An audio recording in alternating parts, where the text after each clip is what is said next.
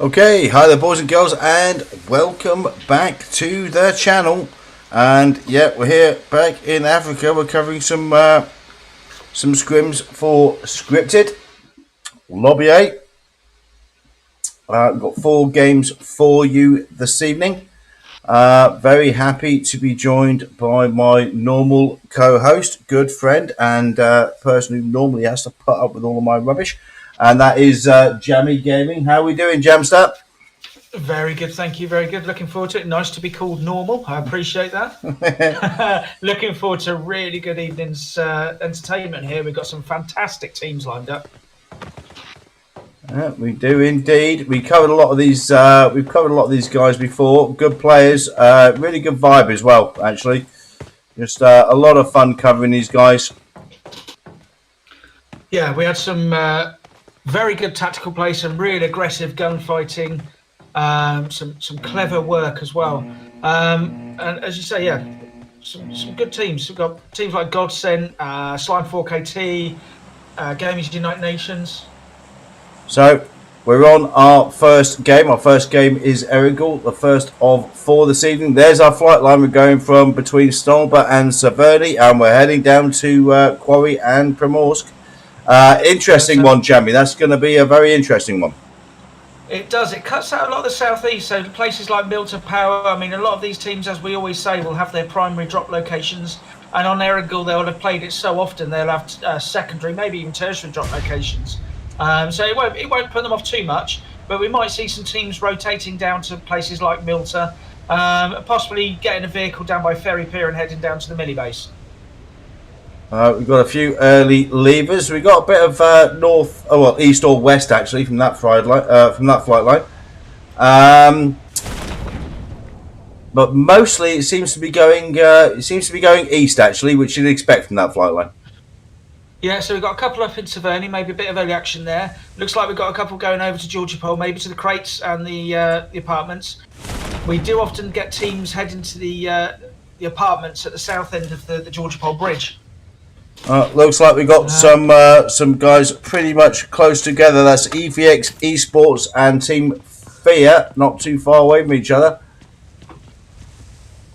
Yeah, so just getting quick bit of early looting. They know exactly where the others are because they jump together. They've got one player from EFX Esports, Team 11 there, is pretty isolated from the rest of his team. He'll be feeding back good information, but he's also in a very precarious place here. Although he's already kitted out, level 3 vest and a Scar L. Yep, doesn't have anything on his bonds apart from a nice orange hat though. But yep, Scar L, DPM, he's looking okay at the moment. Yeah, so pretty good in terms of attack, not so good in defence. And if any of these players take a wide angle round, I'm thinking of a couple of the teams that is to his right.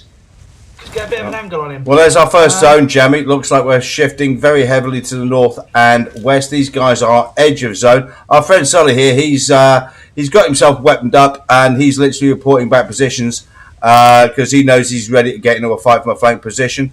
We'll have a quick look at how the chaps from let's have a look at the guys from Fear, how they're looking at this one.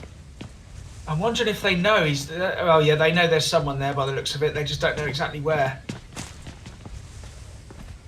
He's done a good job here of staying hidden. Well, here we are with Deku, and he's a bit open there, so we'll see. Yeah, that was going to draw some fire, but nothing hitting. And it looks like Sully here is about to get pushed. They've identified him early. Yep, so his teammates need to come and help him out here. He's going to be put under a lot of pressure very soon. Deku going out in the open a bit, though. Sully decided not to take the shot, waiting for his teammates to come and help him out, I think. Yeah, he's playing it well. I thought the guys from Fear had the right idea then. They should have come round that fence and pushed. Obviously they don't have the view that we do. And Sully doing beautiful work there. Waited for his moment. Instantly whacks in the knock. However, Reverb from his team has already been knocked. So it's going to be interesting to see how this develops. Yeah, so they're trading knocks here, but Fear are a bit closer together. But I think the other player, yeah, it looks like Reverb's going to be revived on the other side of the road there. Mercury also out, ready to strafe out and hit some fire to back up Refurb. Refurb gets pushed. Yeah, potentially a slightly lost opportunity there, but obviously these guys don't see what we see. So very difficult to criticise that, but it did look like they were going for a very aggressive push and they sort of pulled out at the last minute there. Yeah, they. I mean, they didn't know. They knew there was someone there. Perhaps they didn't know how many. They weren't confident in where the rest of the EFX players were. That's the only thing I can think of, because they were all facing that direction.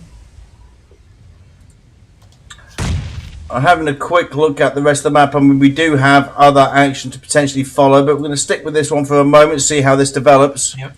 We did see some action that a player from Godsend had been taken down. I didn't see who by, unfortunately. Right, the nades are coming out, the damage is going in, and I think this is time. Yeah, I think EFX. And there's the push, and Sully gets knocked. More than likely going to get thirsted, or they're just going to leave him as bait. I think the way Sully's come around this side, so that if any of those players want to thirst him, they're going to have to come out in the open and do it. He's not going to go around and hide behind the vehicle. They're going to have to come around this side. So it's interesting strategic play from the guys from EFX here. They know they've got a teammate down. They know that the other team haven't thirsted him, but they're not rushing straight in. They're looking to win this fight. They're looking to win this fight, but they're not prepared to just throw themselves straight forward to do so. They've got one player dead, one player knocked. And that's a great knock from LK there. Knock and thirst. So that's going to definitely declare some intent. Yeah, that's evened it up a little bit. So Sully is first knock, so it's not bleeding out too quick. He knows there's someone over there with Hound. Yeah, sticking out the throwables on the peripheral. It looks like LK may well be looking to clear some ground so he can get his teammate up. Also keeping an eye on the gunfight.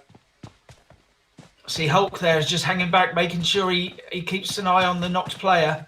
LK doing some great work, just putting the confusion in. They don't know exactly where the players are now. Our friend Deku here. I don't think they are. Right, now it's going to kick off. Here we go. Here's the final push.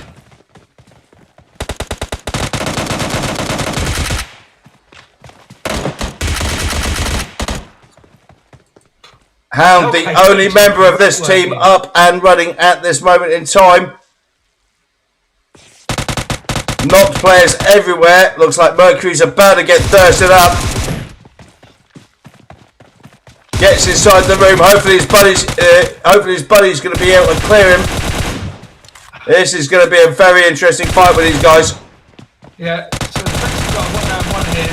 Oh, and Hound does the business there. I mean, that was an expensive fight. He's literally going to be the only player out of 8 to walk away from this one.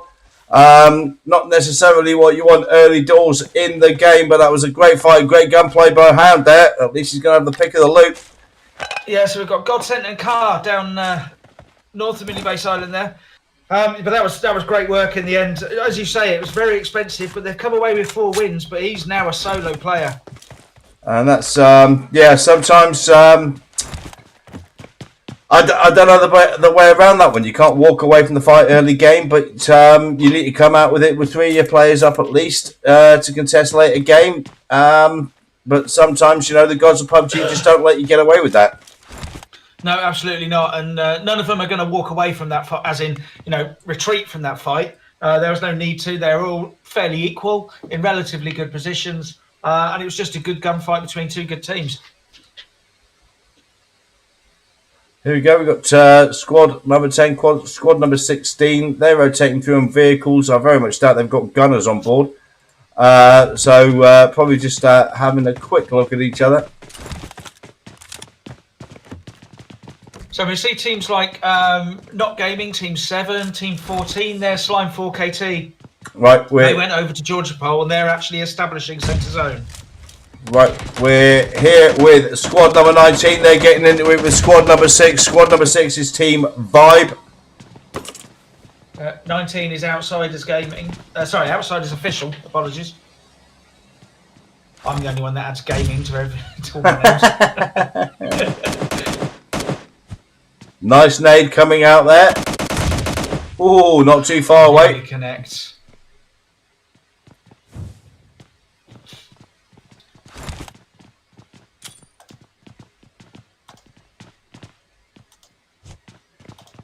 Well, that looked pretty effective as well, actually. He's good on the legs, this fella.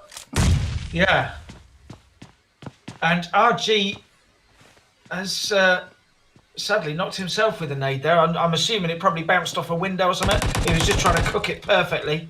I didn't quite get out right. Right, so we've got a couple of knocks established. It looks like Harm's Way has taken a few hits, looking to get the meds in. Yeah, I think Harm's Way actually knocked himself with a nade, so I don't know if it was just, like I say, bounced off a windowsill or something as simple as that. It's very easy done. Especially at this level where you have to cook it perfectly and get the perfect angle. You can't just lob them and hope at these players. Either that or Harm's Way went to the Siren School of Grenade Throwing. Normally it was true. I was actually playing a game of Siren earlier and she absolutely nailed someone with a perfect nade. Even a broken clock is right twice a day. So that's our general disposition. We're in school. We're just slightly away from school. We've got potentially, yeah, it's interesting. These guys are slightly outside of circle. Zone number 1, phase 2. The blue is starting to push on them. Not going to be too disastrous at this point. No, everyone's still alive, taking a few knocks and bruises. I'll have a quick look at our general disposition on the map. Finish. So it looks like we're going to be centering around the ruins area, potentially with a hard shift. We'll wait to see how the zone develops. Interested to see what Team 8, Saint, have done there. They've sent one of their players separately to the rest to go and hold centre zone. And that was a beautiful knock from Maestro there. One of the out players went for a scout or potentially looking for an easy way out and knocked up, thirsted from the vehicle. That may well change the dynamic of this fight. Yeah, might see him being a bit more aggressive here. Now we've got a 4-on-3.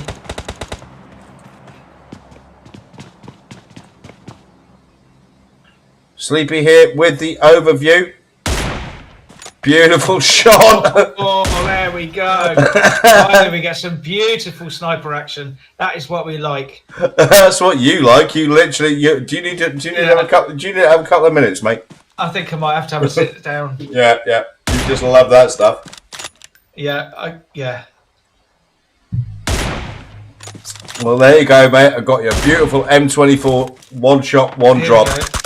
Putting the spray into the smoke. Oh, beautiful work there. Absolutely fantastic work from these guys. This is great work from Sleepy in the covering position.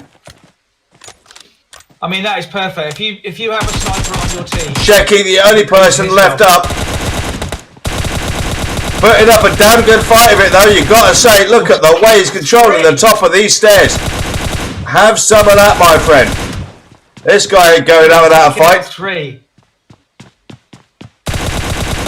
And he's dropped all 3 of them. My word, Sleepy doing the great work with the M24 in the overview position and not rewarded at all. Shecky doing an incredible job there.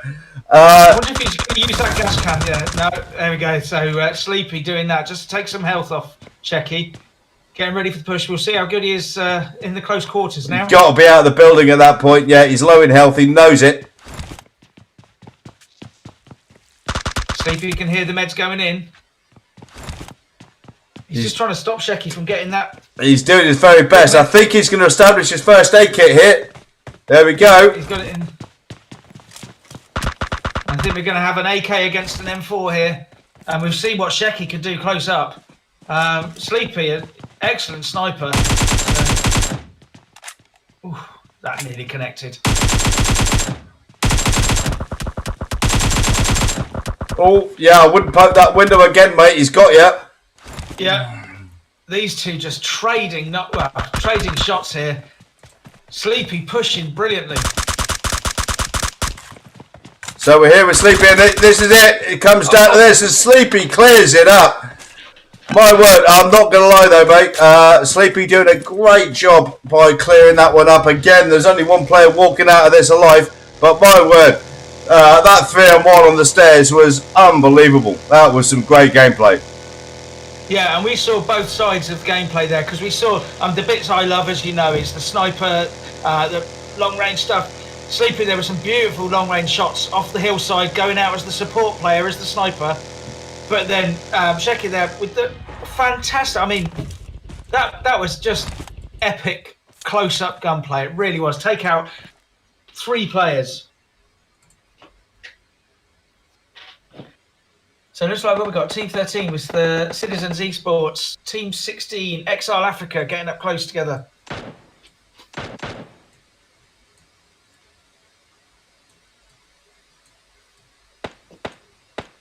And Stark Esports there, Team 18, SK, getting involved as well.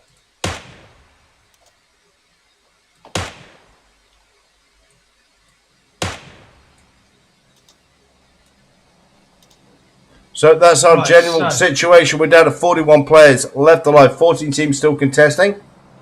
We're in phase 3 of the game. We've got about 1 minute 30 seconds till it starts to push.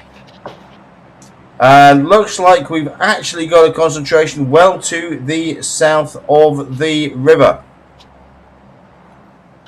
Yeah, so Fearhound up there in the north of the zone, on his own. I mean, after the gunfight in Severny, he'll be quite pleased to just have a little bit of quiet time and pick up some placement points. Looks we've got Team 5, 9, 18, 8. Team 7 are coming in from Rozok. It's going to get pretty congested in that southern zone. Looks like we potentially got some action between 16 and squad number 3. One of the guys from 16 already down. Yeah, so Tenacity, TNC, Team 3. They're trading knocks here.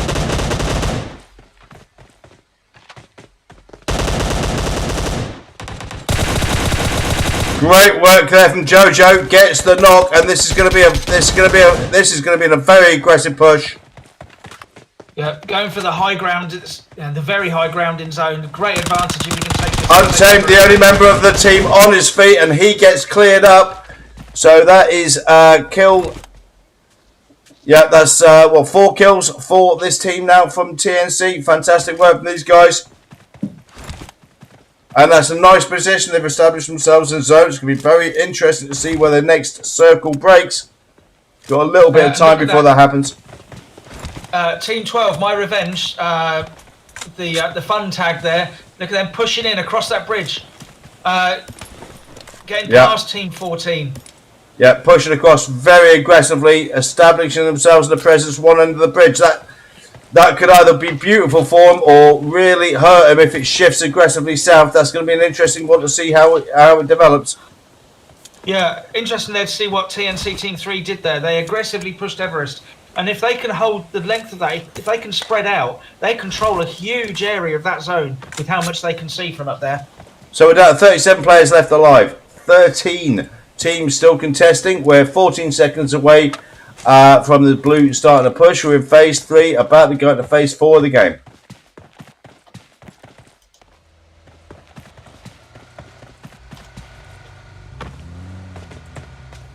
These guys looking at a very good position here on Everest. Always a difficult position to give that one up, actually. But ultimately, if it's not going to break there, you do have to think about your rotation. Seed number 12 establishing themselves. That's a bold play, Jamie, establishing himself in such a strong position north of the river there. Absolutely, but look at everywhere else that they could go is already taken, and it's sort of half paid off for them. Well, it's sort of half paid off. It's still in zone. Apart from Fearhound out there, they should be reasonably confident as Blue starts to push in the later phases of the game. They won't have anyone to their back, so that actually was a reasonably bold call. But thus far, not too bad. And they came from the ruins area. They came out of that congested zone, and they're in the open. Well, not in the open. They've got no one else near them at the moment. They can loot in the buildings that are there, the few buildings, but they can loot. They can establish their position, and they'll be able to see, because there is some slightly higher ground. They can see what's going on around the river area. Just having a quick look at the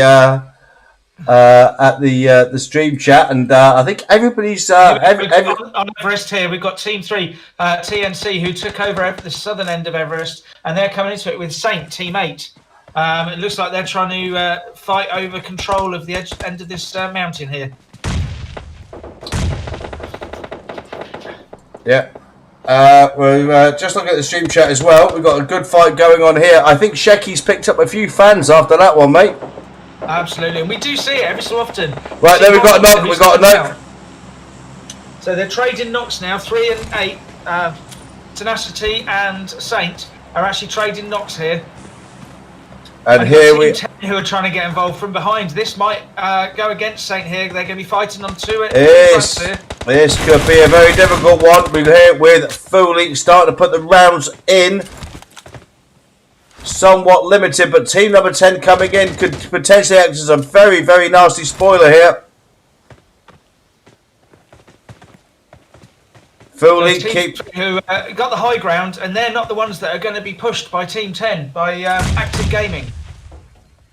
And that's another knock established on this team. And that's the third knock. Foley is the only member up and running at this time. Looks like we've also got some potential interference from team number 5. Great knock there from Foley, but can't pull it off in the end. That was a bit too much of an ask. So well done for the guys from TNC, but they're going to be straight into it with squad number 10, and they're going to be straight into it also potentially with squad number 5. Great work there from Outcast. But they're fighting over dead zone because the zone's shifted and Everest is no longer in zone. I don't think anybody's walking away from this fight. No. We've got Team 18 making their way up. That's Esports making their way up the side as well. So everyone wants a piece of this fight. But as you say, Jamie, this is no longer the strategic hotspot it was. And this could be one of those horrible situations where everybody fights themselves to death. And this is where you need a... Esports are now trying as well. Everyone's trying to rotate across the length of the Everest. This is where you need a really strong in-game lead and the discipline of the individual player to be able to rotate out. Just get out. Get to your next zone, because fighting in dead ground is just not worth it. No, I mean, they've got vehicles everywhere. And look at that. Stark Esports are bugging out. They were going to go for the fight. They went to see what was going on, and they're out. They've got 30 seconds till zone. And I think Team 10 should do the same. They need to rotate out now.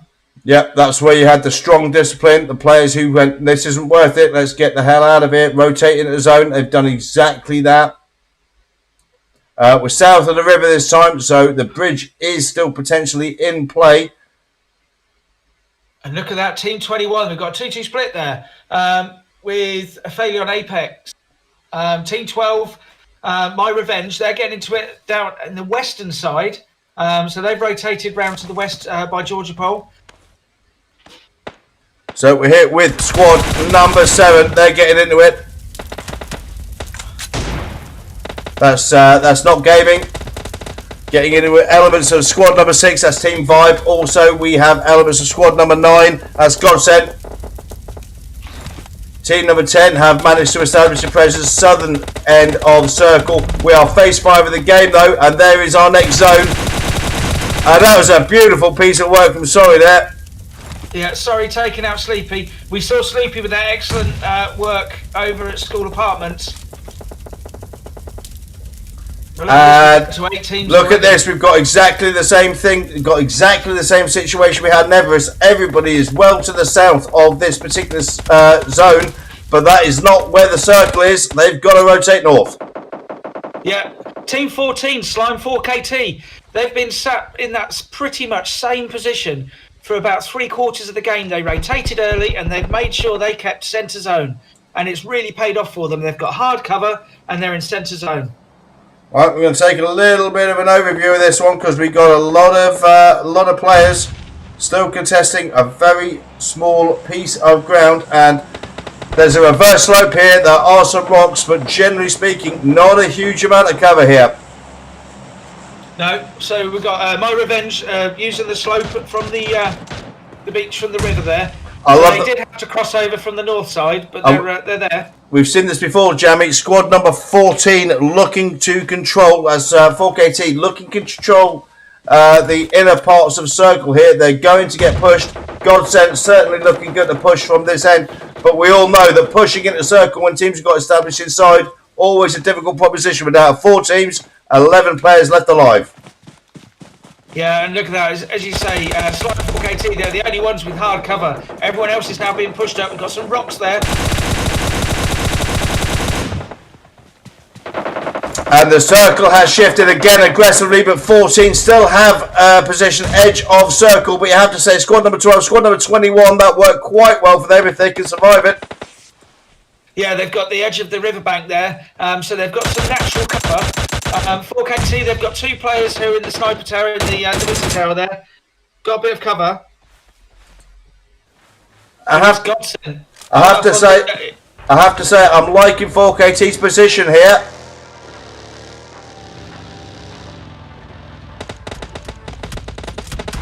That was managed to establish it. Managed to just get in there. Yeah, enough cover to put a heel in. They are still 10 metres out of zone. So these guys here are in a very good position. Godsend still trying to fight their way into circle. 14 establishing themselves right at the edge, but as you say, not quite in. Our friends from squad number 21 still looking. Yep. They've established themselves at the edge of circle, but still not quite there. We are down to 10 players. 4 teams left alive. Phase 7 of the game, and the Blues start to push. They haven't got numbers, but I do like the position that 21 are in, Aphelion Apex. They've got the natural cover. They're in zone. I say they haven't got numbers, but they're not having to use smokes to get into zone. I mean, look at the likes of Godsend. They're being pushed by the zone. They're using all their smokes, and they're under a huge amount of pressure. Under a huge amount of pressure to move in now. Not a lot of open ground, but it does look like our friends from squad number 12 are really starting to come under it here. Yep. We're down to 3 teams now. 6 players, 2 players a team.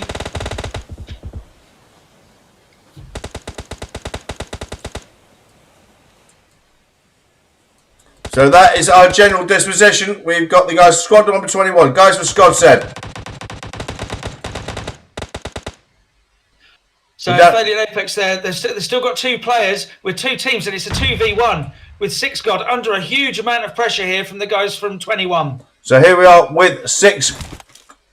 And from Godsend, he's about to get pushed. What a beautiful nade to win the game, my word. Yeah. I believe that was a statement of intent towards the end there that exploded in the poor fella's face. But that was a great game from Godsend, I have to say. They really did face it coming in. The zone didn't break them at all. But ultimately, it does come down to our winners of game number 1, who did a great job of controlling those final phases of play. Yeah, that was just really great stuff, guys. So in first place we have 4 kills for the team first. Rusty Boy taking 4 of those. In second place we have Godsend, 8 kills for that team, and in third place we have guys from Fun. And am I reading that right, Jamie? Is that just a 3 for those guys? Yes. Yeah. But they managed to pick up 4 kills. Our individual joint kill leaders are Rusty Boy and 6 God. Did a cracking job in the final phase of the play there on 4. We're just going to check the rest of the results for you. See if anybody else got close to 4. We've got a fair few players with 3, Jamie. Yeah, we've seen it fairly spread out, actually. Sleepy, great cracking action early game. He also picks up 4. There we go. Who's that? Jojo, also involved in that great early action, picks up 5. TNC involved up on the mountainside there. Excuse me. But yeah, it looks like Jojo actually with the 5 who picks up top fragger there. Congratulations to our winners of game number 1. We will see you very, very shortly. We're going to take a very, very quick break. We'll be back for a bit of post-match analysis, and we will see you very shortly for the introduction into game number 2. See you very soon. Bye for now.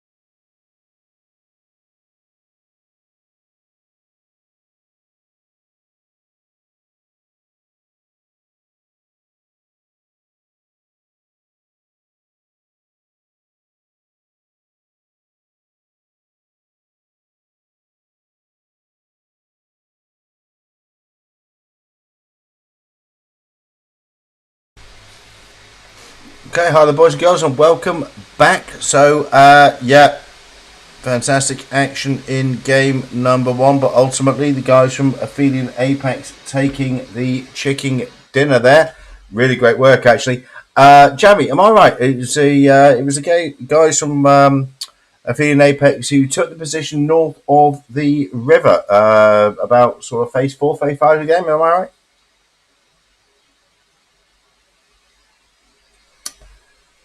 Okay, doesn't look like it might not have Jamie in the. Yeah, no, I'm here. I'm here.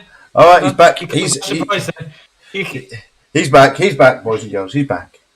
Yeah, what I was going to say is no. It was actually Team 12 who went for that push. Or was that my revenge? Yeah, it was. Team 21 came in from. They were actually down on the riverbank for some time. They were further west as well, I think.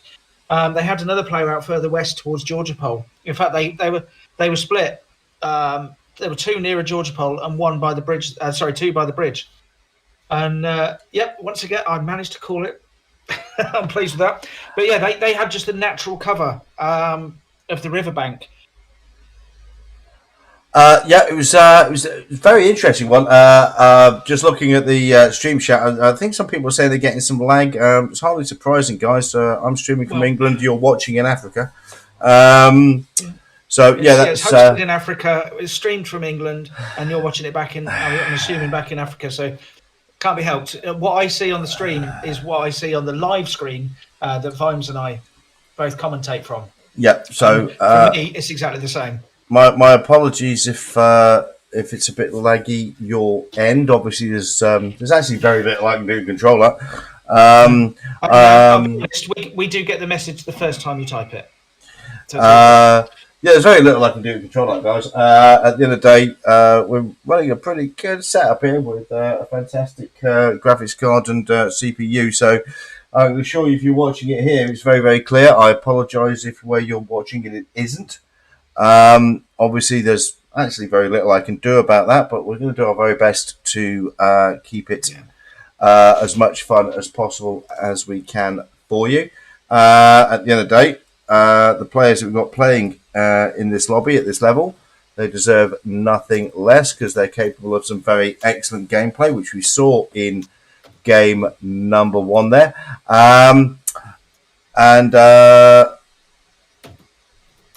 Yes, I've actually totally forgotten to do a very simple thing, which I will be doing now. Okay. Because I don't believe our next match is... no, it definitely isn't that one.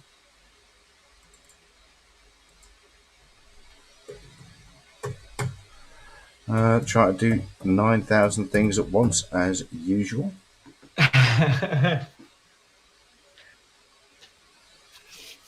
One thing I've got to say, it was Shecky, wasn't it? There we go. Next match. Shecky in the chat. Next match, Miramar. There we go. Yep. So we're on Miramar. Yeah, there was that great gunfight in just outside school, wasn't it? In the park, wasn't it?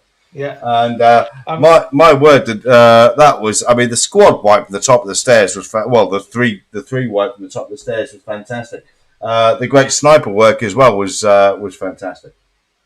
Yeah, it was just really good play around. I mean, 1v3 in this sort of level is pretty cool work, I've got to say. So as an individual standout moment for me, despite the fact I do love the sniper shots, that was some brilliant work. So that's my moment of that match. Oh, please. That's your moment of our streams, mate. You won't have to sit down after that one. No, I'm saying the snipe wasn't my moment. It was up until that point. The snipe was the best part, but as soon as Shecky did that 1v3, that was it. That was the only moment there was going to be. Oh, it was a great piece of gunplay. Not going to lie about that. That was absolutely fantastic work.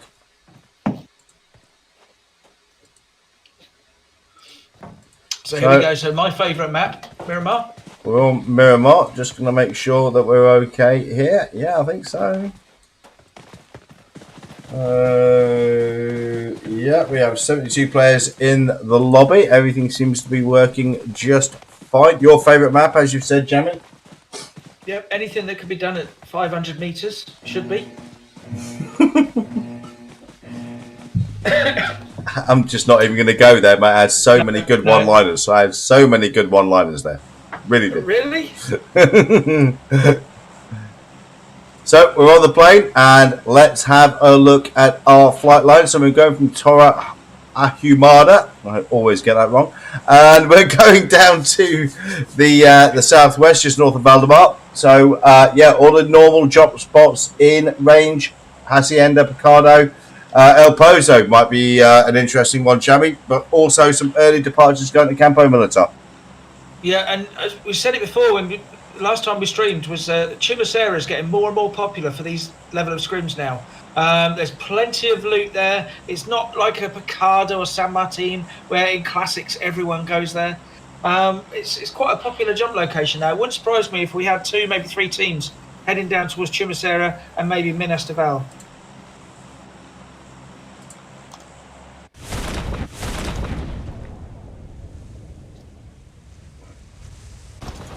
Just so continuing. Apex, then our winners of game 1 are up by Campo Militar with Team 8, Saint. So both teams have done a split there, and it looks like I think they're both trying to find vehicles. They've got individual players to the west of Campo Militar. Team 13 there, Citizens Esports. They're the only ones that have headed north of the flight line. Yeah, that's going to be interesting to see where our circle breaks. Now, we are here with our guys to the north of Campo Militar. As you said, Jamie, interesting split. We can instantly drop to that when we need to. Just having a look to see if we're going to get some early action in any of the hot drops, but doesn't look like it at the moment. No, 4KT headed down to the upper end of Chimacera. Up on the hillside, I think. But is there another team? I think there's another team directly with them, and there's another 2 teams just on the main road there that comes out of Los Leones as well. And potentially, we've got a couple of teams very close to each other down the south. Yeah, Valdemar, always a popular place. And look at that, Self from 4KT. I don't know if it's gone AFK or if they've just gone in a very big split there. He's right at the end of the flight line on the very west. I think he may have gone AFK. All right, we're going to jump down to the south here because we've got at least, come on, God of unrendered graphics. Thank you for that. Come on, you can do it. You can do it. Especially after we've made the people moaning about the graphics. We can't have that. So we've got various teams here. We've got squad number 12, squad number 10, squad number 15. So we have 12. That's My Revenge. 10, Active Gaming. 15, that's Car. And these guys all pretty close to each other. Yep, they know there's players there and they know roughly where they are. Looks like Vibe and Fear are getting into it again. Was it Vibe and Fear that were playing up in Severny in game 1? I think it was Sleepy and someone else, wasn't it? Yeah. So Storm 4KT been taken out. So it looks like we've got Luffy here from squad number 15 taking the flanking spotting position. Jay from squad number 10, that's Active Gaming, has taken some damage. Yeah, I don't know who that came in from. I'm assuming it's probably Luffy. Looking at where everyone is, I think the rest of Team 15 might be a little far away. And it looks like the guys from squad number 12 are starting to potentially look to get into this one. I'm wondering if they know there's only one player the other side, and that's why they're not worrying. Although Kobe there hasn't even got a helmet yet. Well, very nice hat, but no helmet. Well, that is that's always the interesting part of the early game when you get squads landing to each other. Do they push immediately, or do they try to get a bit geared up and then see how this works out? Now it looks like 12 are looking to rotate out of this. They've got what they wanted. They've got the vehicles. They're out. It's the worst driving in the world, but it's they're getting out. Yeah, it eventually gets out. We saw them in game 1 as it got towards the later stages, and they did that aggressive push to go north of the river. Didn't work out for them in the end. They got towards the end of the game. I'm sure they're very good PUBG players, but I very much doubt their careers as professional drivers will ever take off.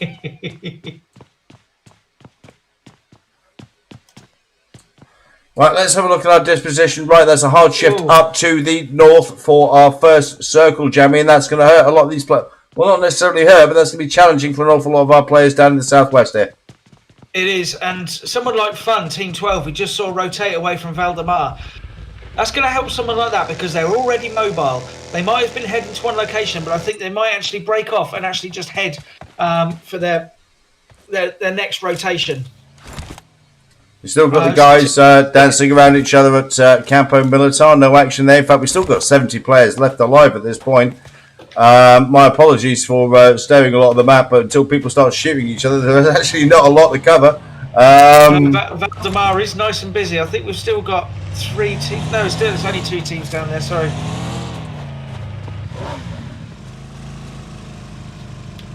And it does look like this is just basically, especially for these guys in the southwest, this is vehicle collection and look to how well you can strategically locate in the later phases of the game. Can't say I've really blamed them for that one, to be honest with you. Yeah, I mean, Self 4KT over in the far west there. I'm sure he must have gone AFK. I think he's moved a little bit, but it can't be a tactical move. I'm pretty sure of that. There's nowhere to loot out there. Well, even you can't find a strategic benefit out of that one, Jamie. Well, he's on his own. He's not being shot. That's about the only good part of being out there AFK.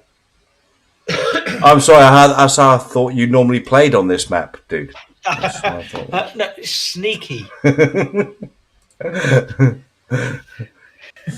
yeah. Swimming around Northwest Island in Sarnock when you're on Miramar, mate, is not sneaky. That's just completely out of the game.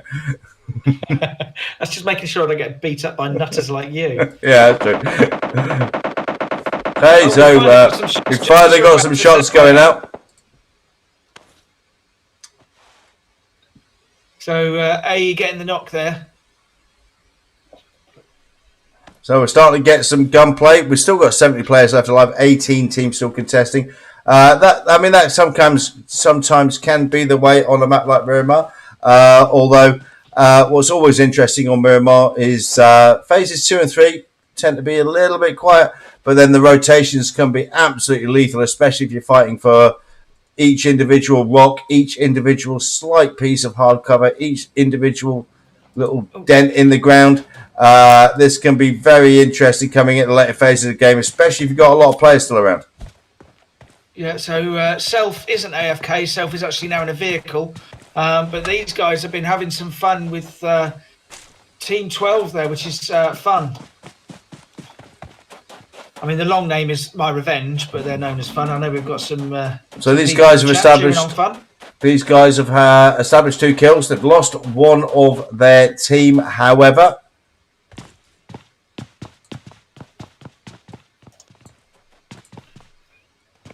And another one of Fun's been taken down there. So I think that was a one confirmed. Yeah, that was a bleed out. Let's have a look at our friends from squad number 19. Looks like they're potentially going to be getting into it quite soon. Yeah. And they're here with our... So they've lost 2.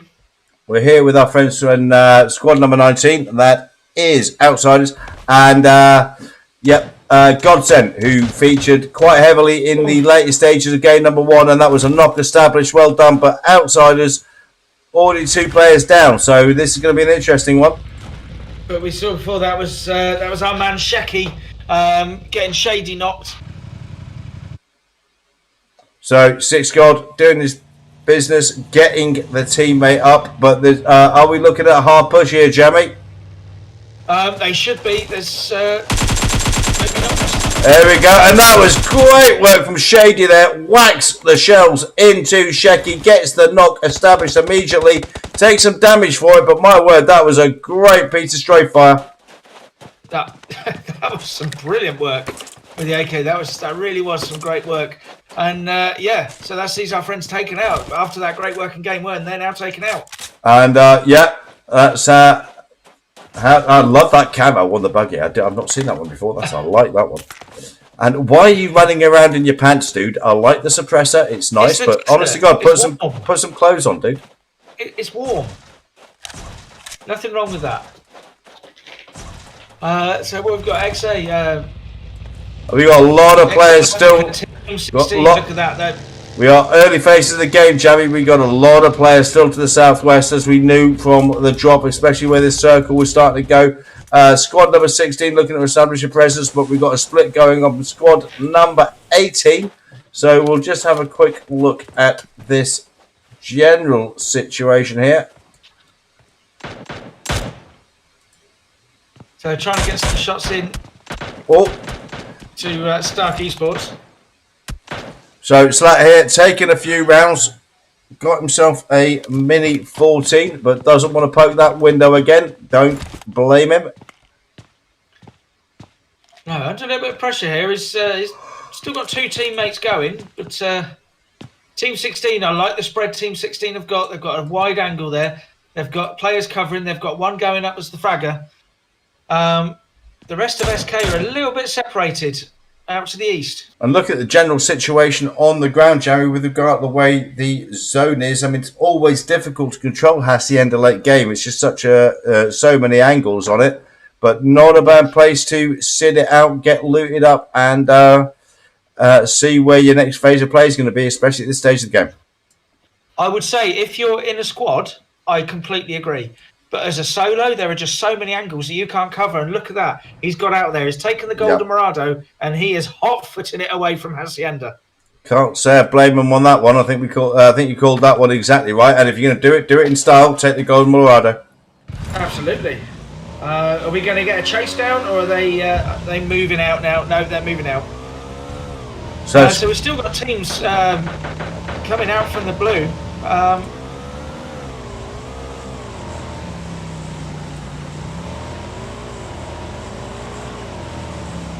And you look at Campo Militar, so Failing and Apex are winners of game one.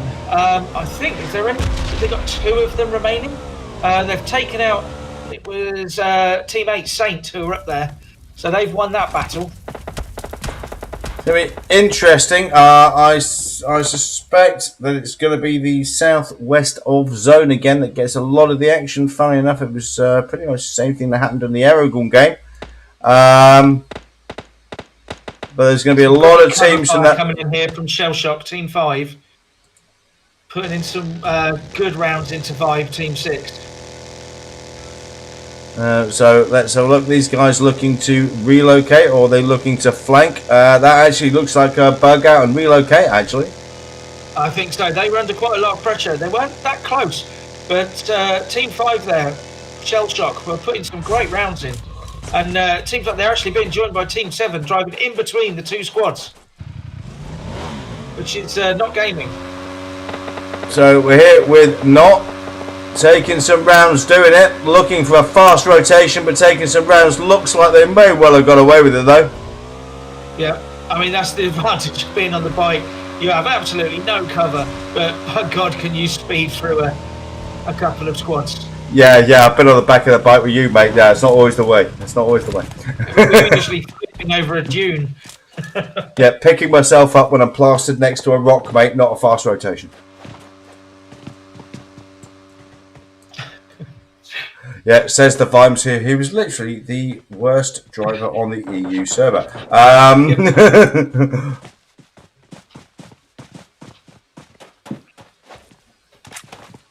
So, squad number 7, Not. They're establishing themselves. They've got elements of squad number 6 not too far away. Let's have a look quickly here. Squad number 17 getting into it with TNC, sorry, my apologies. And that, I thought there was going to be a jump shot and strafe then. Yeah. Great thirst though by Pyro. Not to the bombs. Nice work from the guys from squad number 17 there, establishing 4 kills. Yep, and they didn't get blown up by the red zone. And more important, we haven't had it yet in one of our live streams yet, but it has happened. But most importantly, after they get their teammates slim up, they're going to be walking out this as a 4. They're edge of zone. They've got the loot. So, yeah, nice. We've been a little bit quiet in this part of the game so far. That's going to help a lot of these teams, actually, because a lot of them were really starting to to suffer from pushing from the south, so that's going to help a little bit. Not. These guys been taken out, and Sorry's been thirsted as well. So we've got Angry and Jaeger, they're the only ones left now from Team 7, not gaming.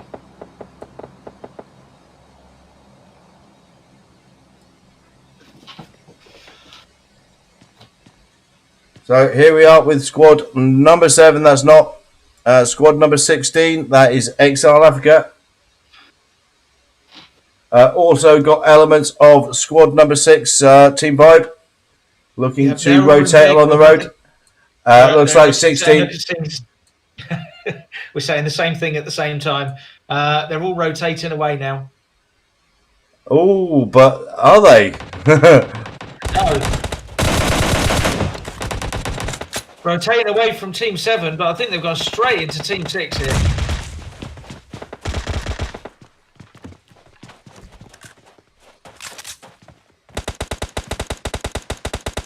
So, yeah, looking potentially rotate, or actually just looking to rotate, own one piece of ground, clear one flank. I think there's, 7 might have been easier to push towards, or do you know what? Maybe these guys just like a fight. I think that's the case. They're enjoying this.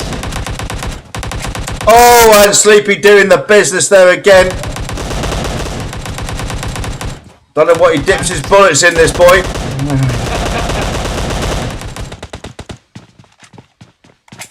And up he's going for another push. And oh, yes.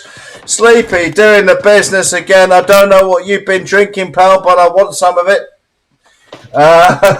This guy is just fantastic in the gunfight. Most importantly, his 2 teammates are knocked, but potentially can be res. Now, squad number 7, who they've bypassed to go into this sort of 3-way fight, they're not too far away, but I don't think that's going to stop the guys from squad number 6 Vibe getting these guys on their feet. No, these guys far too far away. Yeah, Team 7, they not gaming. They were putting some shots in. When they saw some people peeking when they could get the shots in, they missed their opportunity. Then what they could have done is, just at the end of that fight, when they see the kill feed absolutely lighting up, they know it was from this fight. They could potentially have gone in and third-partied and pushed that while they were all reviving and healing. But it is a risky move. They're in zone. They don't have to push for that compound. So that's sort of hopeful from a streamer's point of view. But it was the only way they could have profited out of that fight. Gonna have to give some kind of sponsorship money to Sleepy. I think he's providing lots of good content, the lunatic. Loving watching his gunfighting. Yeah, so what are we down to? 13 teams, 41 players, and another hard shift. That is a very hard shift. So squad number 11 to the north, squad number 21 also to the north of the circle, but everybody else has pretty much got to move. Yeah, so Team 11, what a beautiful spread they've got. Each got a bit of high ground, a bit of cover. And we're here with squad number 17, that's Gamers Unite. Getting into it with elements of Godsent. We also have Stark Esports not too far away. 15, we have Gateria. Yeah, we've got a 4-way battle pretty much here. And again, it always seems to happen this way sometimes. This is not where these guys want to be fighting. No, that's what happens when you get pushed by the zone, when you haven't got an early rotation and you've got the zone behind you, and it just causes a bit of extra chaos. Let's look at Shady here, no doubt going to be getting into it very, very soon. Only member of his team up alive, certainly not leaving this alone. In go the mollies into the smoke. Drop shot, putting in the rounds, but taken out ultimately by one of the guys from squad number 17. Great play there.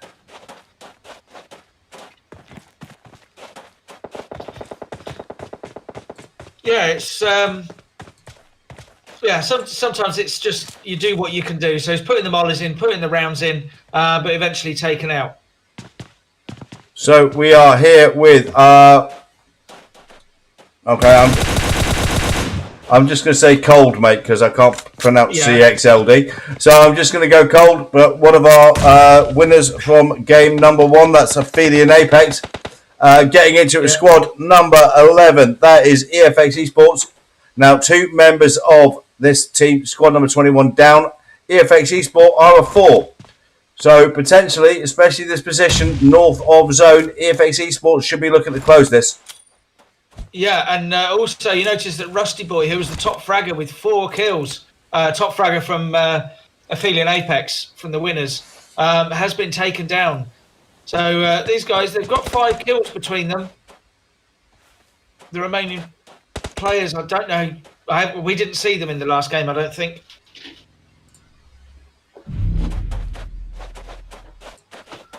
So Citizens Esports here, Team 13, trying to get in from the blue. This blue is starting to hurt people now. And our friends now, here we are with Sully taking a flanking position. Just trying to get the angle, just trying to work it out here.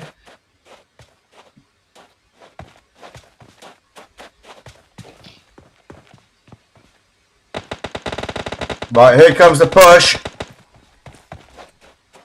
So he's keeping a watchful eye on Juicy there in the other building, but I think the rest of his teammates should get this. But we've seen already in game 1, a 1v3 can go either way. It really can, but oh! Yeah, that hurt. Okay, with the Kobe there. What a nade that was. Perfectly cooked. Absolutely gorgeous. So we're here with you guys from EFX. They've just established 4 kills. They're slightly to the north of Circle, but not too far out. We're in phase 5 of the game. 20 players left alive. 8 teams still contesting at this point.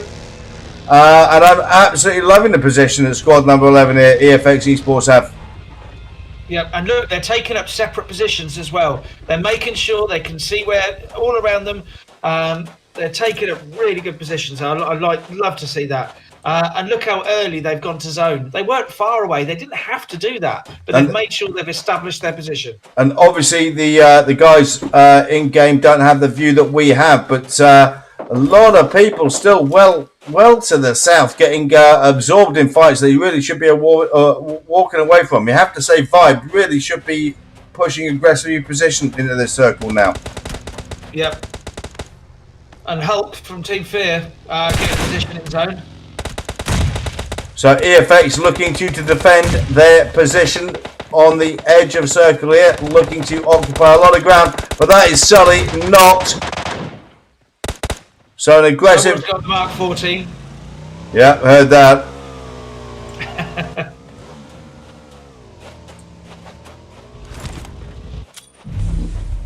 There it is. So here we are with our friends from squad number 13. That is Citizens Esports. There is our next circle. That's broken. So 11, squad number 11, sending an EFX, sending an early player into circle, whilst the rest of the team do a little bit of gatekeeping on squad number 13 here. Yeah, but I think Team 16 Vibe have also sent players into the circle as well. So LK's not going to have it all his own way. And some hurt certainly been put into the guys from squad number 11 here. So the gatekeepers may well be taken out. But the guys from squad number 13 certainly under pressure with that blue at their backs. Yeah, so the two are knocked together. So Broken's going to have a lot of trouble trying to get to his teammates here. He's got the smoke out, but I'm not sure if he's going to be able to get to them. And no, one's taken out. The other one's skirting round the very edge of the zone, but he's now taken down. So Mercury rotating in towards his teammates, centre zone.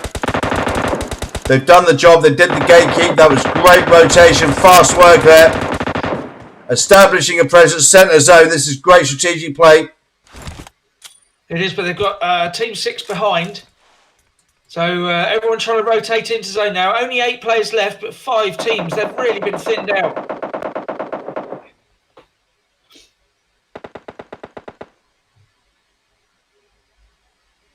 So that's our general situation, as always, on Miramar, fighting over a small hill in the middle of the desert. Yep, and here we go. Team 6 in a fairly good position, but there's only 2 of them. Chris coming in and... Yep, 11 just establishing an absolutely gorgeous position. Fantastic play from these guys to establish that presence in zone when they knew it broke.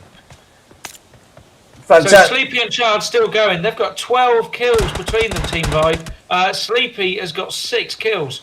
So EFX Esports getting into it with Team Vibe, and yeah, there's some fantastic gunfighters still around here, guys. So this could change very, very quickly. And beautiful knock from Sleepy there. What else did we expect? Now we've got the player here from Fear, from Team 4, who's behind all of this action, who could actually act as a bit of a spoiler here. I wonder if he's going to come in with a bit of third party in. That is always the worry, isn't it? Yeah, Hulk. All our friends here who are doing a great job from Vibe here, about to get a surprise they're really not expecting. He's about to be pushed by the zone, so we're going to find out how aggressive he's going to be.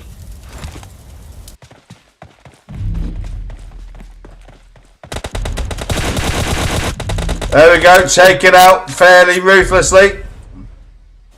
Yeah, he managed to get some shots into Sleepy, but in the end, couldn't get the knock. So we are down to 5 players left alive. 2 teams still contesting. It's down to EFX Esports and Vibe. Sleepy taking some damage there. Putting some rounds through the smoke. Flanking maneuver from the high ground. Sleepy is knocked. Cello doing his very, very best, but taken out. Some great play. That was just some incredible play from EFX there. I have to say, a fantastic fight from Vibe, but ultimately that was just really great zone control. We had that, I think, from the penultimate zone. How they controlled disengaging from one flank, getting into the centre zone, and establishing that presence in the later phases of the game was, quite frankly, what wins your games, boys and girls. That was great work from EFX Esports. Yeah, absolutely fantastic work. So these guys, EFX, they come in first with 8 kills. In second place, we have Vibe, who were lighting up the kill feed. 13 kills for these guys. And in in place number 3, we have Fear with 3 kills. Our individual kill leader from the first 3 is Sleepy from Vibe. 7 kills. Maestro also doing a great job with 6. Let's have a quick look down the rest of it. We've got a few 3s, a couple of 4s there. Vile and Juicy. But, I don't think we're going to get anything that matches 7. No, indeed we are not. So Vibe Sleepy takes top fragger for game number 2. But fantastic win for EFX Esports there. That was a really exciting final phase of play, and I have to say I really enjoyed watching how they played that. That was that was something else. Anyway, boys and girls, we'll take a very, very short break. We'll be back for a bit of post-match analysis and entry into game number 3 very, very soon. Bye for now.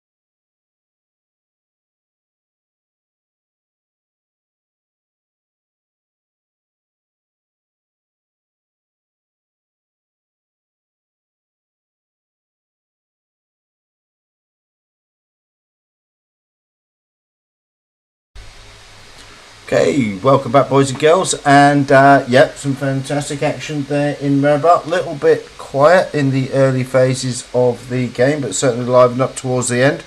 And I have to say, Jamie, for me, EFX rotation, disengaging from one fight on the flank, making sure they had somebody early in zone, and then that great rotation so the second player could join in at the end was really decisive in the final phases of play there. Absolutely, and we've seen it so many times. And you said about it in game one when they were fighting on Everest.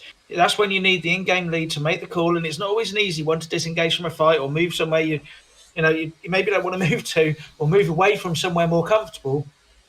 But they made that move, and they got to that great position, and you could see the way they were positioned in their rotation. They were each taking a different direction. They could see around where they were. I have to say that they held off a very, very spirited. Well, I wouldn't even call it a defence from the guys from Vibe. In particular, I have to say, I call out Sleepy. Oh well, yeah. 7 kills. That's not a defence. That's an aggressive defence, I suppose you'd call it. I think I'd call that. I want to be that guy when I grow up. Yeah, because he's a great gunfighter, no doubt about it. Featuring a lot in games 1 and 2. We've had some great action. A little bit quiet. I think we got into about phase 2, 3 of the game. We still had 70 players left alive. That sometimes happens on Miramar, but always an exciting finish, especially when you end up fighting over a small isolated hilltop like that. That always makes for very good gameplay. But we're on game number 3, about to start, and we're on Vikendi, which is one of my favourite squad maps to cover. It would be interesting to see what these guys get up to. Yeah, we're on Sandhock for game 3. Actually, I have to say. Are we? Yes, we are. I thought we were on Vikendi. I think we were supposed to be, but we're actually on Sandhock. Oh, fantastic. So we go from the hot, dry, vast expanse of Miramar to the sweaty, close-up, whites of their eyes, snaky paradise that is Sandhock. Okay, let's check that. Yeah, I don't know why. For some reason I thought we were on Vikendi.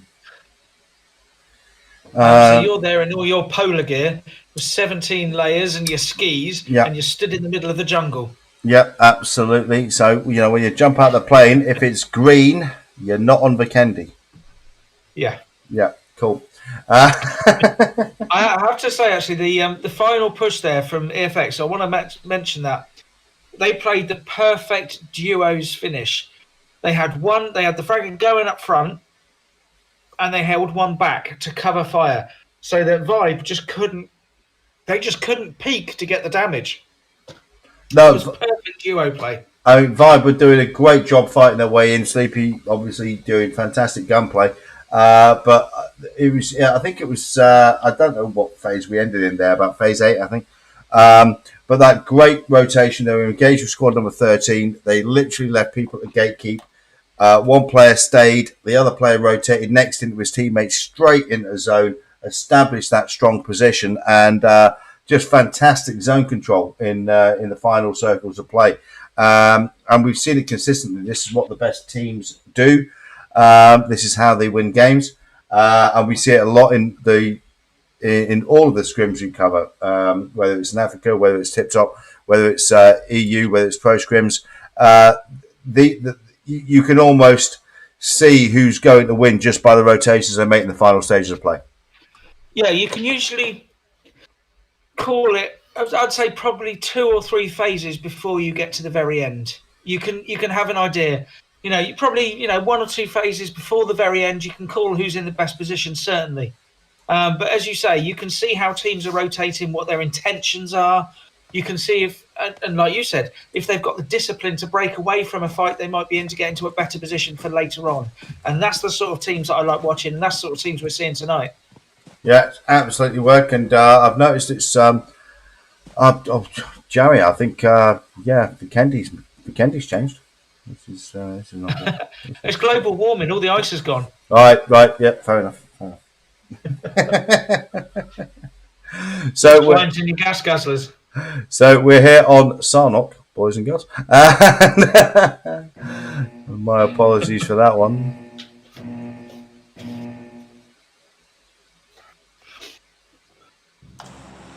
So here we are, game number 3. We're on Sarnock. Let's have a look at our flight line. And, interesting.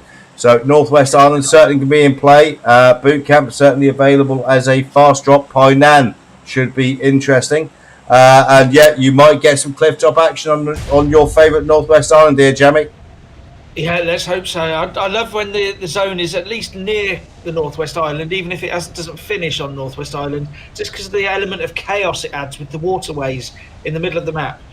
We don't often see teams taking on the fight, the hot drop of boot camp. We have seen a couple of teams land on the outskirts of Paradise and then make their way in. It looks like we've got 4KT are taking on boot camp there. We have got a Stark Esports and Exile Africa at least. Oh, we've also got Godsent over at Paradise. I'm trying to think, is that it? We've got 3. So we're here in Paradise Resort. We've got at least 3 squads. They're getting into it nice and early. Rusty Boy getting into it nice and early as well. I didn't see whether they dropped. Was that boot camp they dropped?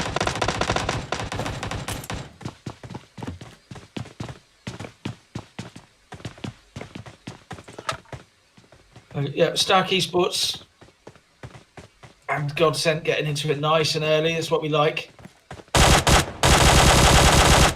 Great work there. However, 6 gone has been knocked. And oh, great work from Tagatha. Yep. Just Oh, the close quarters work. I mean, that is ruthless. I love the Absolutely contemptuous. ruthless. I'm not wearing a helmet and I'm going to thirst up 2 of you with 1 single spray. Yeah, that was some good work. That was, Agatha there with the close quarters combat there. Just the ducking and weaving element alone. Oh, that hurt. Oh dear, the DBS to round to the head. DBS to the back of the head. I mean, come on, boys and girls. Come on, play nicely. Play nicely. They are not messing about here at Paradise today. I'm not going here on my holidays. You would love this place. What are you talking about? I really it's would. Made for you. I It's really absolute would. mayhem. I mean, if you're still qualified, this would be your ideal 1830 holiday. Thank you for that. So there is our first circle. So it looks like the Northwest Island's going to be taken out. The Riverways are still going to be in... Well, they're still going to be in the early phase of the game. It's going to be interesting to see how that develops going later on. We've still got plenty of action in and around Paradise Resort, however.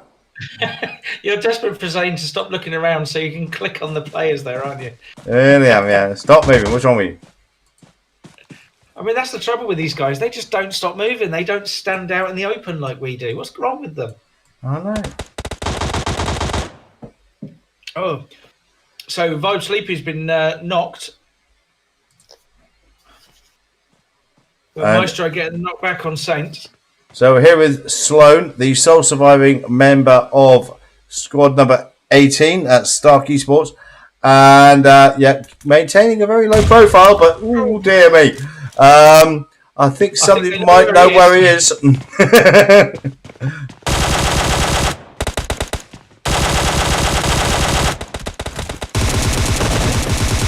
Switching out guns from the QB7 to the M762.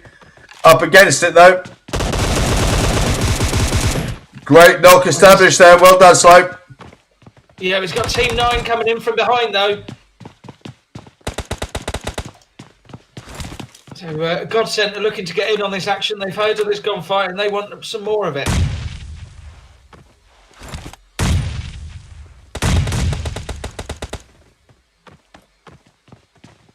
Out goes the nade. Switch locations. Don't poke the same window twice. You get dizzy watching this lot, wouldn't you? I am. And we just have to watch them. We don't have to try and fight. But that was a great strafe coming out. So Godsent doing the business there. They've still got the hands on squad number 16, however. Yeah, just the absolute wrong time to take some painkillers, unfortunately. And the Godsent player just timed it perfectly. And Godsent doing the business there. So they're in control of Paradise Resort. They've established 7 kills. They've got the pick of the loot, and that's going to stand them well into the later phases of the game. I've absolutely no doubt. More importantly, they've still got all 4 players up. We've seen fights like that in the early phases of the first 2 games, and you've had 1 or 2 players make it out. They've had all 4 make it out, and they've got 7 kills for it. So here we are with EFX Esports, who were contesting the later stages of game. Reverb getting some nice gun work in there, and that's a clear of 2 players. So that's 2 kills established for this team. So our winners of game 2 there with some really good work. Right, let's quickly break down to the... trying to anyway. Let's very quickly break down to... Come on, click into it. Thank you very much indeed. With our guys from squad number 12, My Revenge. Now these guys down towards Sami, so they're outside of circle, but they're getting into the squad number 17. That's Gamers Unite. So Slim there, cancelling the nade, just trying to cook the perfect one to get over into the compound. Putting the rounds into the guys from Fun. So Fun under a bit of pressure here, and you can see Vile from going up on the Vile opposite hillside with a different rotation, getting a better angle. Vile taking a flanking position from the high ground. Got the blue to his back though, not going to hurt at this stage. Oh dear, Jamie, you might have a moment. Oh no, I missed it. Oh. I was going to say that could almost be Jamie having to sit down again. Well, that's the thing. I love the support aspect of having a sniper on your team on Sandhawk. These guys actually getting the thirst on Slim from gun there, but you've got to hit your shots. If you're going to be the one that's tasked with having the sniper, you've got to make sure you hit the shots. Now, it's not an easy one. Obviously, these guys are moving around. They're not easy targets. But, yeah, you've got to be hitting those shots. I always despaired at mid-level scrims where you have everybody running around with a Car 98 and M24. And they're absolutely convinced after the 4th sniper shot they've missed, they're definitely going to hit the next one instead of just hitting an M4 spray and would have cleared it 2 minutes ago. Absolutely, and you'll see these guys, they're more likely to have double AR and they'll have 1 sniper in the whole squad, not a sniper each. Yeah, that is definitely the way they've set up the... I always used to run double AR, because I suck as a sniper, obviously. But bullets, you just swung around the head. Just throw the rifle at them. But no, I mean, at the end of the day, it is a skill. Certainly some of the better teams or some of the better players I've played with, they take the role of sniper very, very well, but you've got to live up to that. Just because you like a sniper rifle doesn't necessarily mean you're going to be good with one. It takes a great deal of skill to do it. We're getting some great work coming in. So Derry on his feet here. He's got a couple of teammates dead and they're coming under pressure from Gun here. Going back to the wider, how you organise your teams. When you pick up level 3 armor, when you pick up, wow, my word, that's great work from the guys from Gun there. So they pick up 4 kills. They are well south though, so they are going to have to move. Yeah, I mean they're not too far from the edge of blue at the moment, but that blue, that next zone, that zone shift is going to hurt them. And we just see Sheki's been taken out there by. Didn't quite see who it was. So we're here with Pronto, the last surviving member of this team, and squad number 10. That's active gaming, isn't it? Yeah. Yeah. They're cooking up the nade. I think it's just slightly to the side.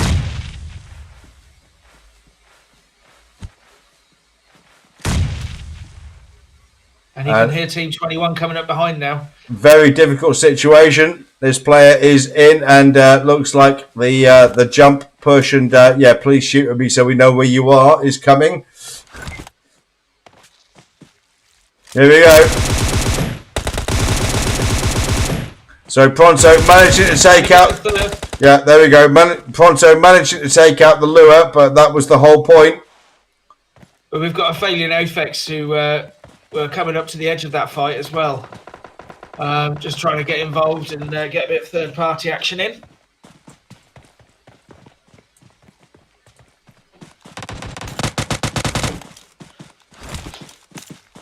Here we are with Rusty Boy from AE, our winners of game number 1, feeling.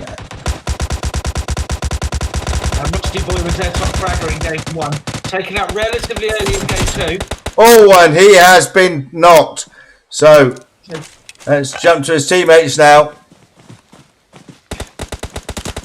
Yeah, establishing a perimeter around the knocked player.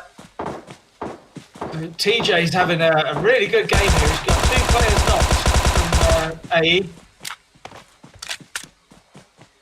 So that's good play. Laying down the rounds, doing their very best to make sure they get the player up. Established 6 kills, these guys now, so they're having a good game. They've only lost 1 player so far, so these guys are going to be contesting in the later phases of play. No one directly around them either. So I think they're all starting to spread out now. We've got players been taken out from not gaming by the play zone there, right on the edge of zone in the far north. And look at that, we've got Angry, Reverb, LK. They're a bit spread out, but they're the only players in the northern zone. But look at Team 9, Godsend. They've got centre zone, 4KT just to the southwest of them, establishing the really good positions in centre zone. And look how that's paid off now.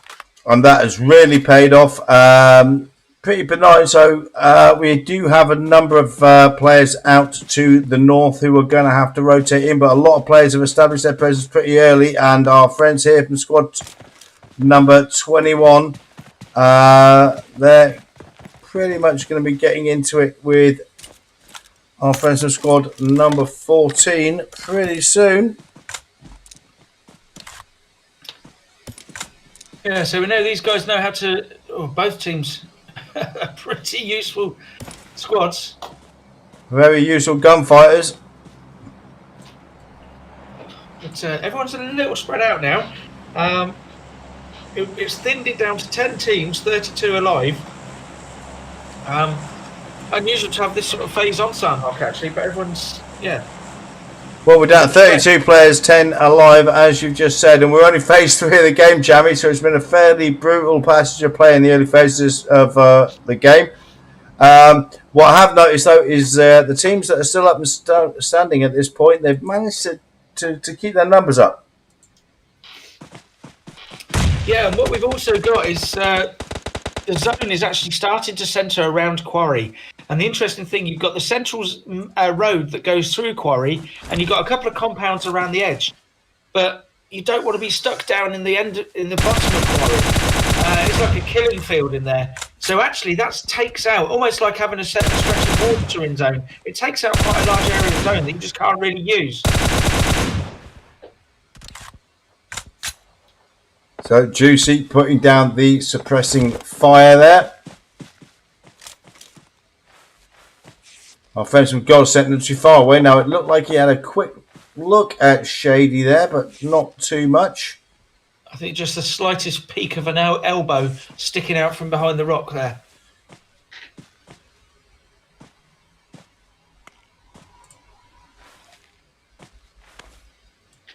So Angry moving in from the north. He's still working the edge of zone. Reverb coming in from the northeast. All right, Juicy poked once too often, has been knocked for it. Looks like his teammate is going to get the res on him fairly easily, however. Bit of smoke cover coming in. But effects, 4KT coming in and getting the knock again on Juicy. And I think we have a game freeze.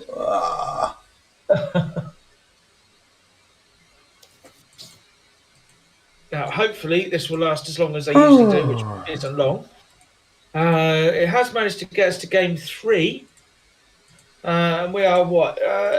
In phase 3, and we're down to 10 teams, 32 players already. Yes. And I think that might be thinning out a bit more soon. Yeah, quite. God, that's annoying. Yeah. It always feels like it lasts for about 3 hours. It doesn't. It lasts for a couple of minutes when it normally happens. But yeah, not when I wanted it to happen. 32 players left alive. Yeah. I'm sure it'll be coming back very soon. We'll have that little twitch, and then you'll go back to the player list, and it will come back.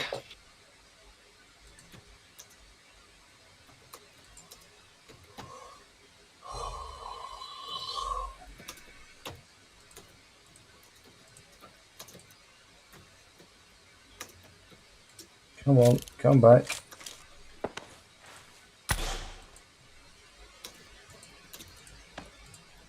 Yep, looks like we're back.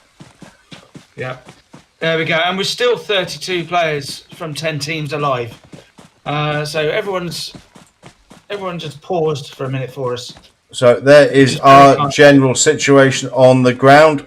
Most people not too far away. We've got a few teams trying to rotate in from the south. It looks like we're going to have 4KT against Godsent up in the northwest of the zone, which could be interesting. Godsent taking a very strong position, you have to say. Yep. And A taking a similar route in towards centre zone. They've got TNC behind them. And then Citizen Gamer Team 13 out in the east of zone. But look, again, congested around the southeast of zone. Using the cover, let's have a look at our friends from TNC. Using the cover to the right. I know they've got players out there. They certainly don't want to cross quarry openly. They've, just making sure they keep moving.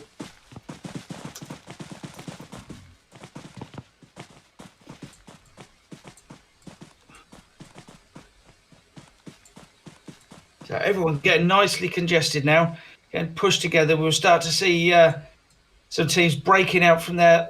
I mean, cover's not even the right word for some of them. They're just behind rocks. They'll be forced out soon. It's an interesting position TNC have here. I don't know what I'd be tempted to do. I think I'd be tempted to rotate out the back of that one and potentially put guns on the high ground. I agree with you. I would much rather rotate on the high ground in that position.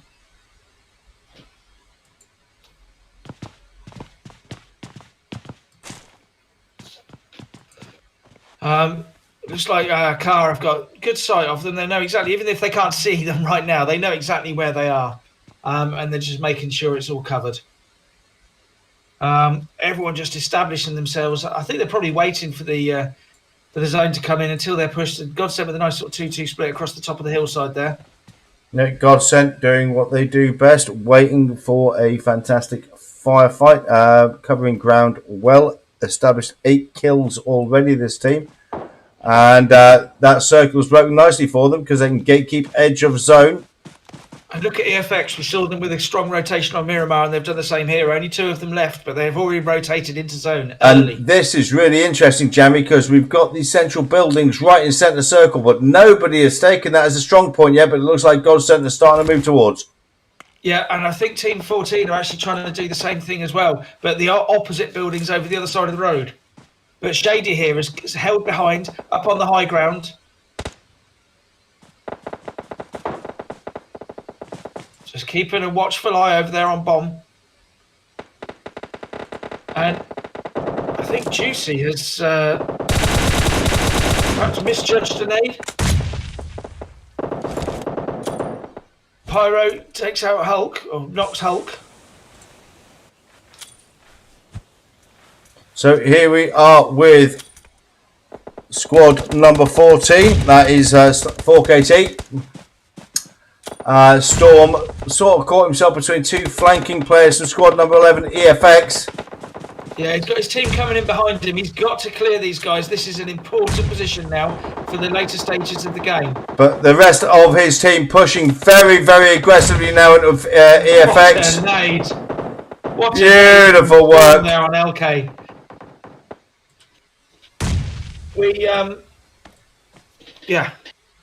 We saw LK with a nade. I think, was it game 1 with an absolute Kobe of a nade, but he's taken one on the receiving end there.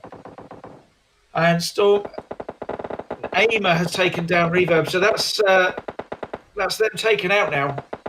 That is our general situation. The next circle has broken. And we've got 15 players left alive. 6 teams still contesting with phase 6 of the game. And you have to say, I'm loving the position that squad number 14 have here. Yeah, 4KT, we've seen them as a very strong team. And they've got a very good position over there on that side. I think they're the only sort of even close to a full team. There was a solo player, I think, fairly near them.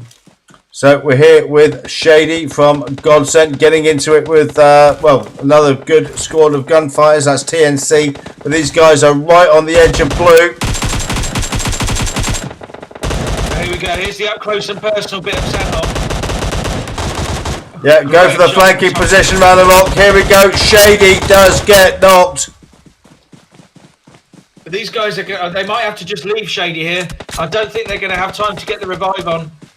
And that's Godsent has got a lot of knocked players around him. He's got cover on this rock here, but he doesn't have a lot of support laying out the smoke. Yeah, so he's going to have to just make sure that he and Flacco can get into zone here. He needs to take care of this fight quickly so he can even have a chance of getting his teammates, but I don't think he's going to do it.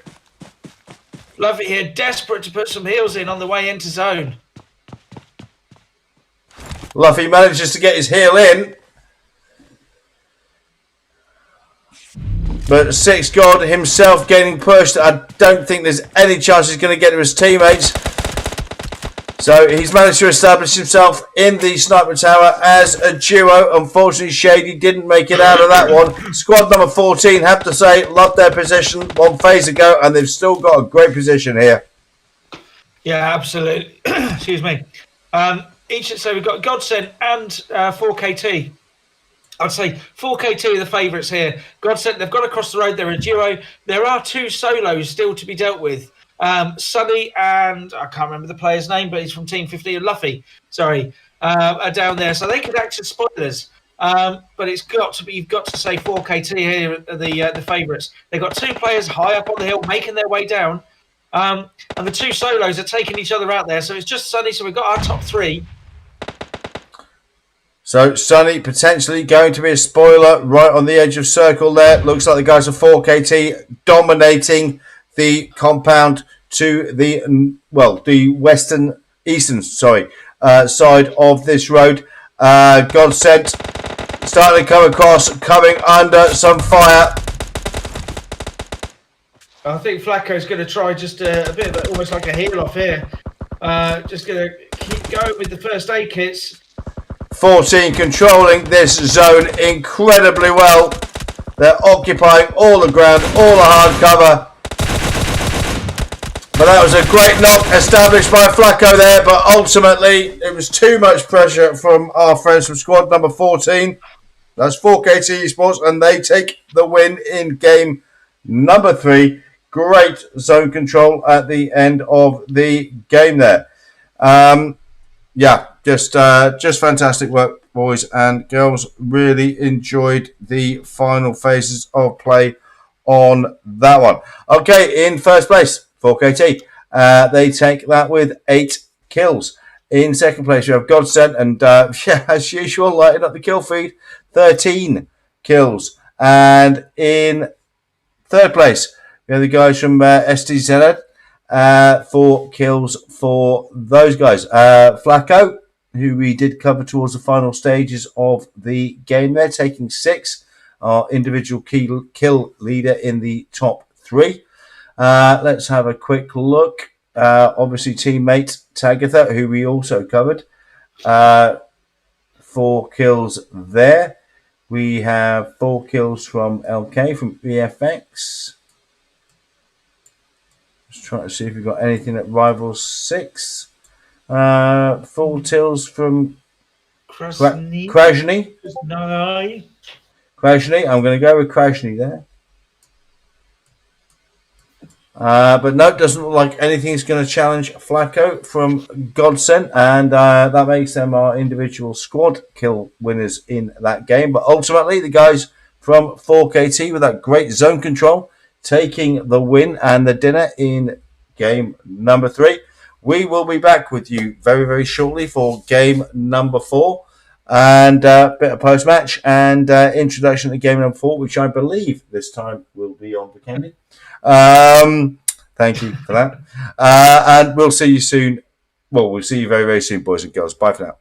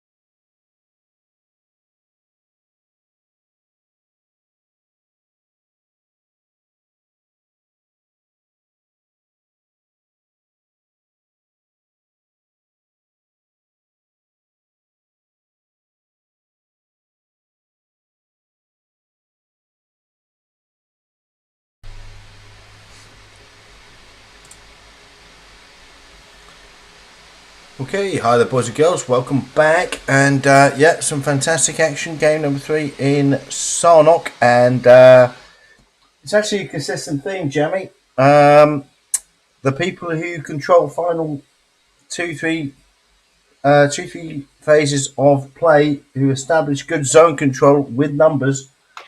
These tend to be the people who come away with the dinner. We saw it. Fantastic work there from 4KT to do exactly that, despite fierce opposition from Godsent there. Absolutely, but and I think the zone control, the strong rotations, they're not by luck. They come from disciplined, well practiced teams who know what they need to do and have strong in game leaders who can direct them where they need to go. And so it's almost though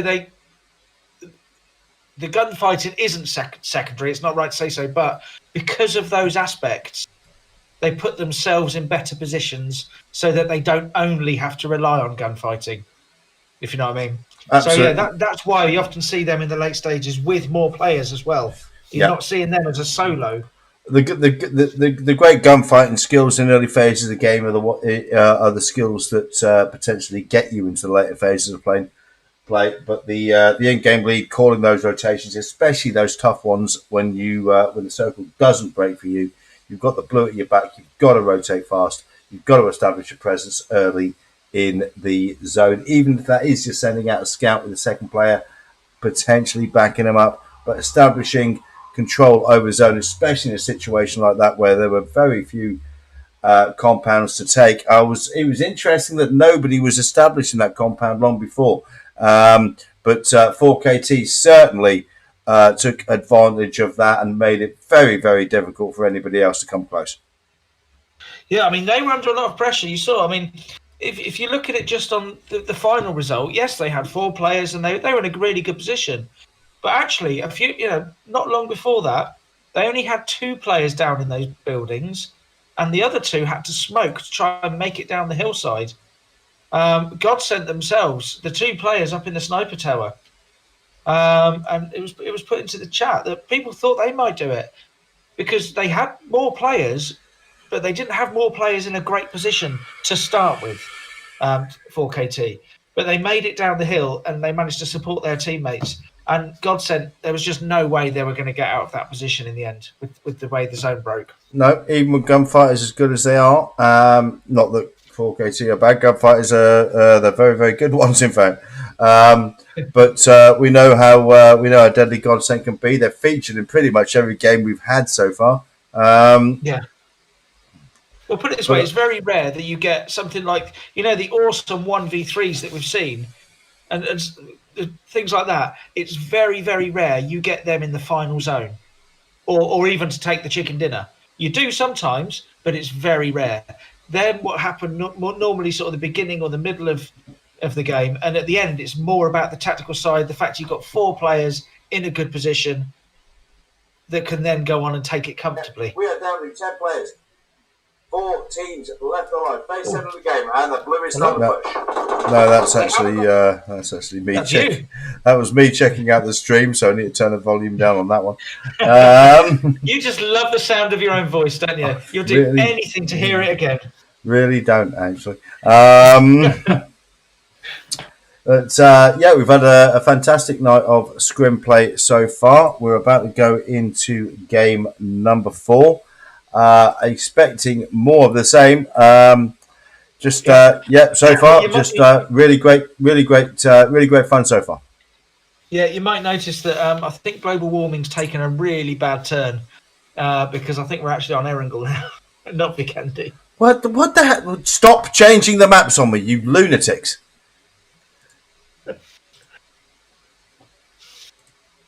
We'll see. I'm sure it said, yeah, there we go. Oh, for God's sake. They gave me a list of maps and, yeah, obviously they just decided to change them and not tell me. The famously green and pleasant land of Vikendi.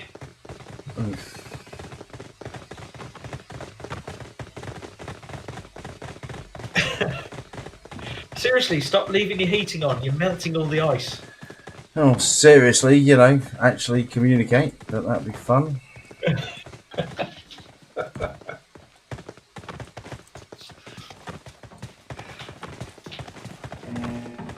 But here we go anyway for our second trip to Erringle of the night. Everyone knows this map like the back of the hand, and we do generally get good games on Vikendi. Blimey. Erringle. Got me at it. Yeah. Okay, there is our flight line. We're going from Severny down to Novo. Well, just off Novo. So you can potentially drop to Novo, Mills of Power, farm area. Certainly going to be a good strategic strong point. Wouldn't surprise me if we get some early drops going west and get taking some vehicles. But a lot of people probably Rozok, Naya, down to Milta, maybe even across to Pachinki if they fancy a bit of a gunfight.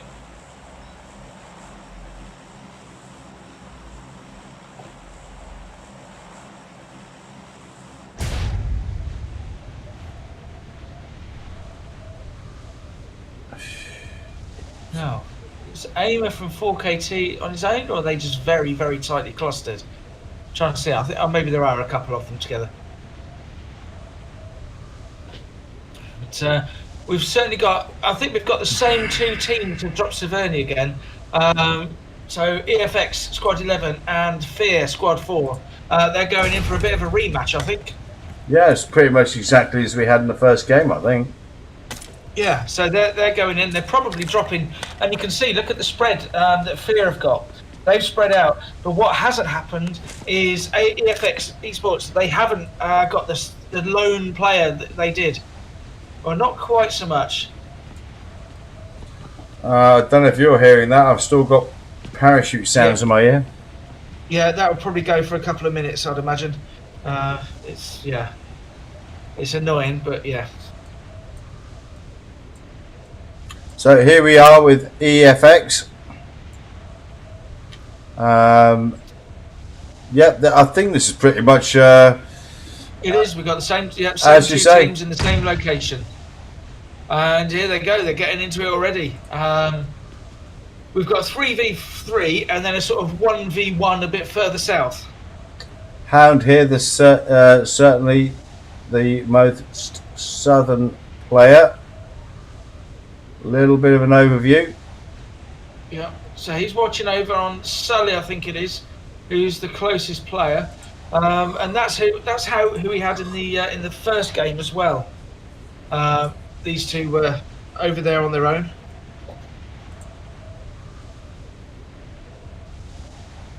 Level 3 bag with probably not much in it. What's it got? A Vector and yeah. Looks like a Vector and a Bison, I think. Yeah.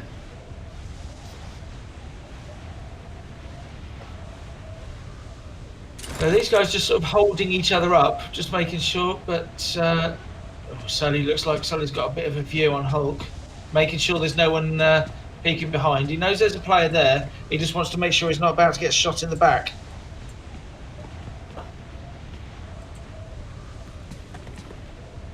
So Stark Esports Team 18 are starting to get into it.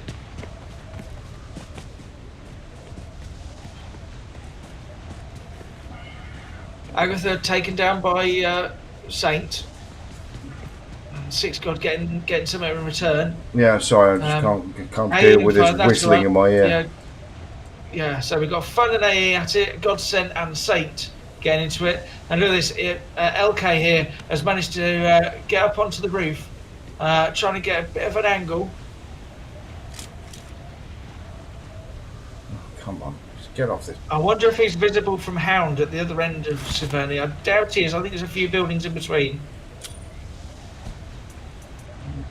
Putting the smoke out so Hulk can't snipe him. So Six God is knocked by Saint Cho.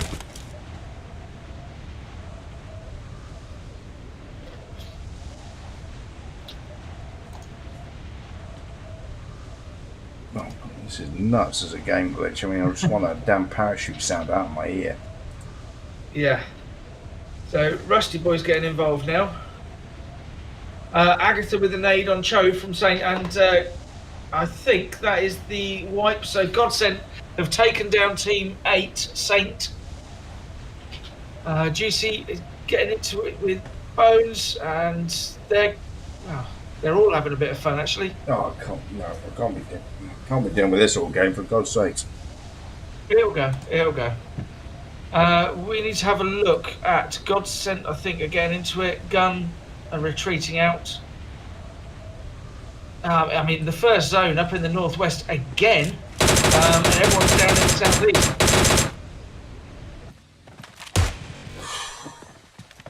God for that. And suddenly it's gone. Oh, there we go. That's lovely.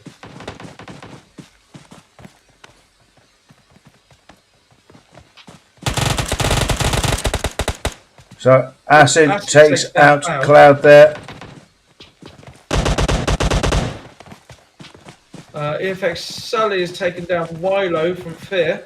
So After the little Cold War up in Severny, it looks like they did start getting into it.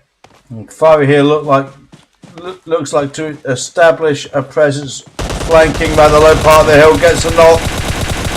Beautiful work, takes a drop shot, takes a thirst. And Juice is not far away as well. I think he knows Juice is there. Just retreating slightly, cook the nade. Not going to have time to cook it properly. Juice has managed to rotate round to the side here. Beautiful flanking manoeuvre from Zeus there. Yep, wasn't hanging around for that.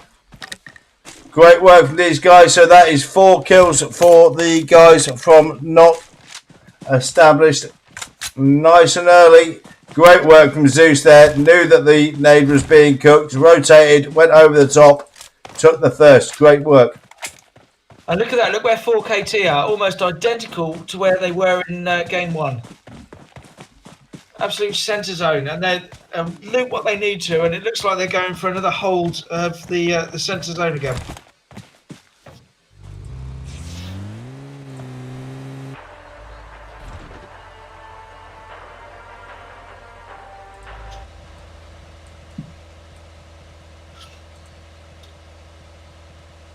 So out on the road by Rozok there. And it looks like EFX and Fear are still getting into it in Severny. We don't have a winner yet, although we have got, wow, a Reverb here. Got a bit of a job on to come out of this one. So Reverb under pressure, got 4 players from Fear. Got a good location, top of the roof. That probably won't save them, no. I'd imagine these guys are going to get under.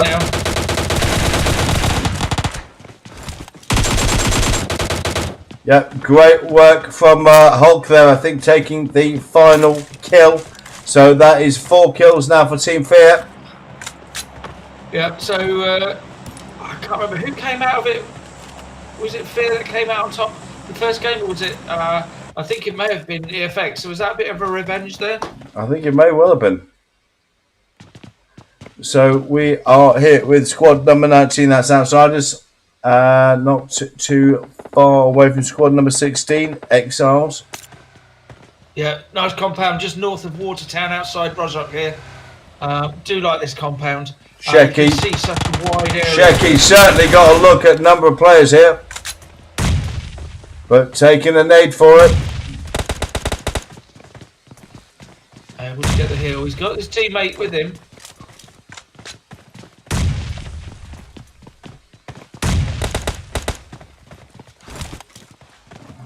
And we've seen what Shecky can do in close quarters. Jump shot over the top.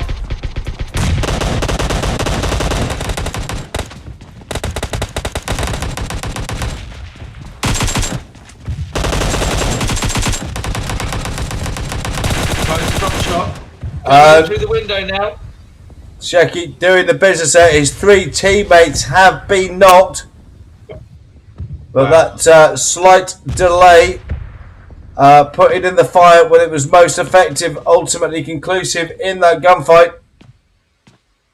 That was, yeah, more great close quarters gunfighting there. Jumps out from the roof.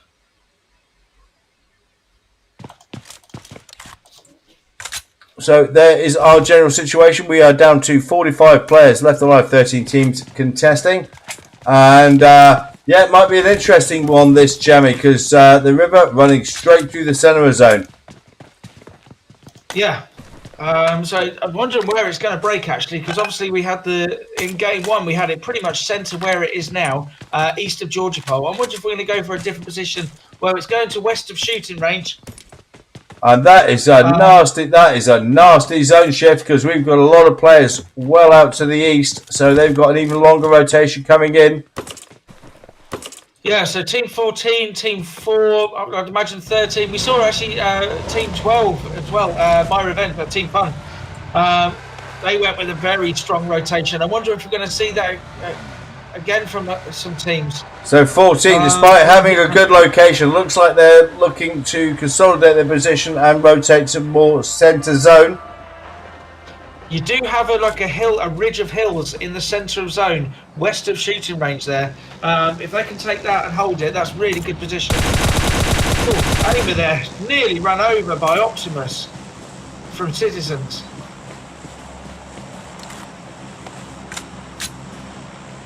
Yep, that came over at a rate of knots. I imagine Aimer there went, oh my word.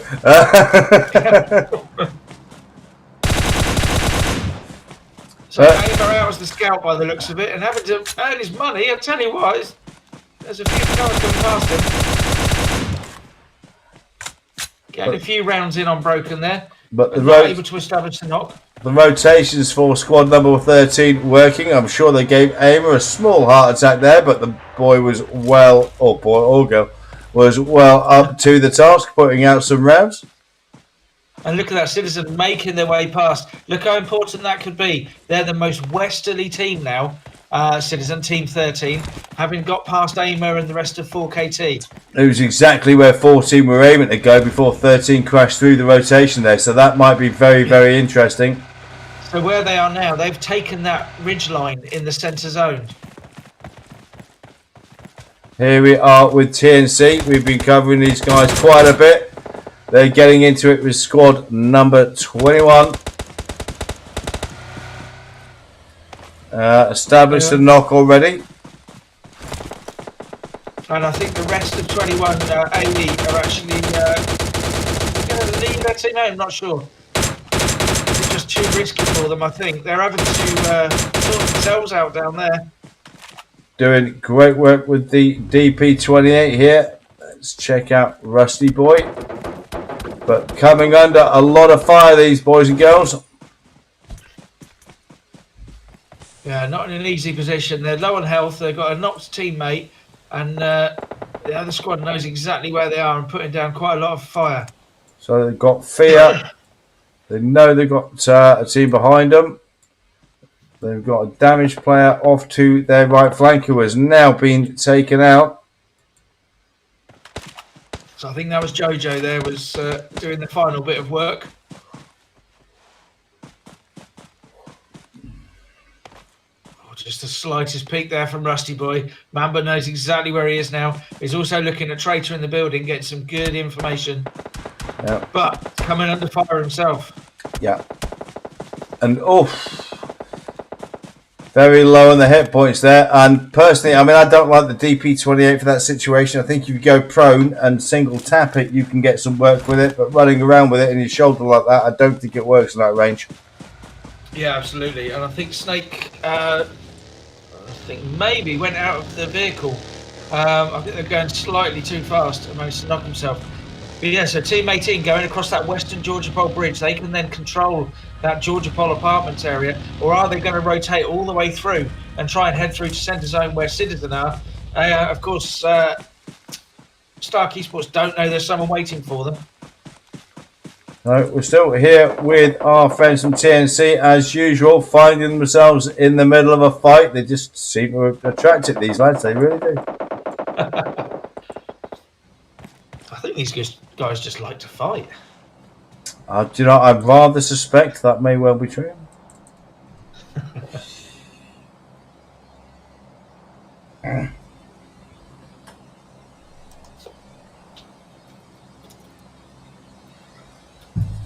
Alright, my apologies, boys and girls. Looks like we've got another little bit of a game freeze here.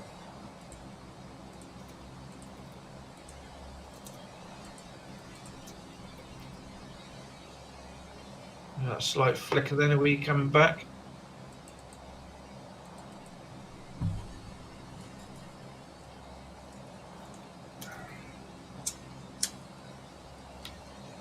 Right. It's great that it's the official emulator from PUBG, and they let it do stuff like this far too regularly, unfortunately.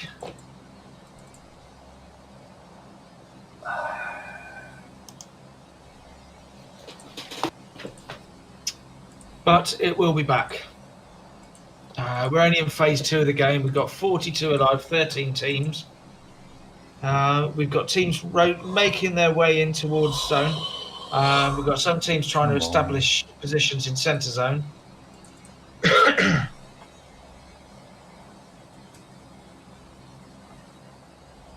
One of the joys of not doing a LAN tournament is relying on the emulator, unfortunately.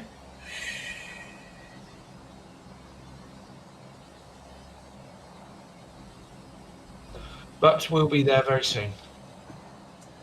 And it always feels pretty endless when it happens. It normally lasts about 60 to 90 seconds, but yeah. Yeah.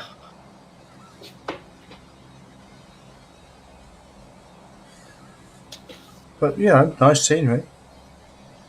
It is. It's lovely.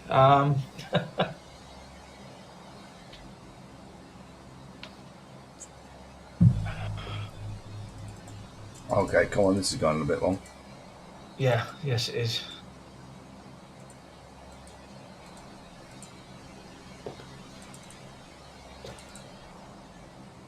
Come on.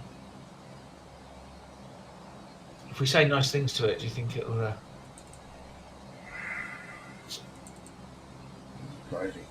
Okay.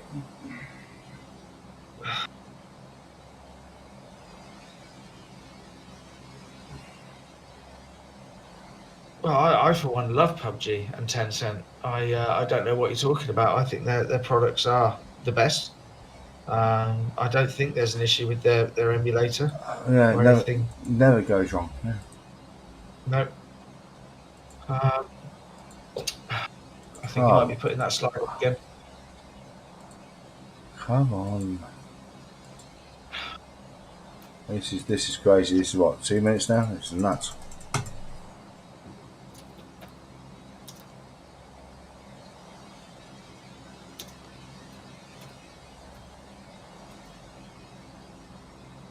Yep. Unfortunately, we are at the mercy of the emulator on this one.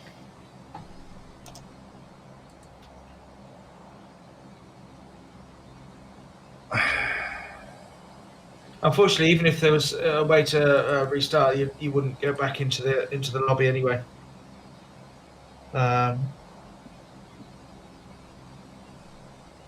It's just one of the wonderful things about Tencent and PUBG that we have to put up with. Yeah.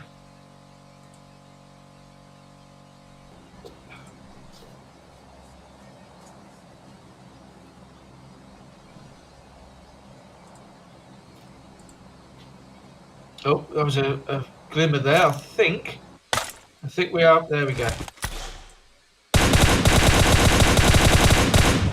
Crazy.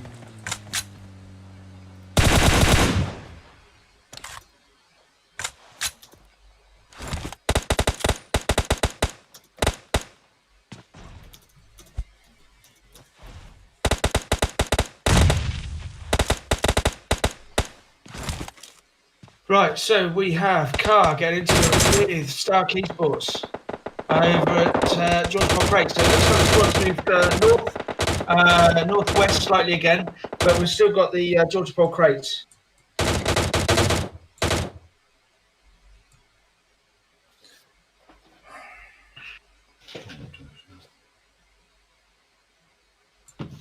Georgia Paul apartments, even not crates. I'm getting my geography all mixed up. I mean, we've still got 11 teams. Look at that tiny zone here. Everyone hovering around the outside, no one wanting to go to that very open area. We've got the dogleg road in the middle. There is a little bit of cover either side of that, but when you compare that to what's available on the edge of zone with the high ground and the apartments, it's just not worth going for it until you have to. That area where Team 19, Outsiders Team 14, 4KT, and Fearless Team 4, where they are, That's the high ground there up on the east of zone. So here was squad number 18. That's Stark Esports. Getting into it with squad number 15. That's Carl. These guys are established in zone. They've also got squad number 14. 4KT are winners of game number 3, I believe.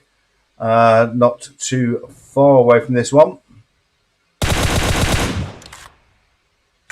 So Kingy there putting some shots in towards Rusty Boy, not connecting though.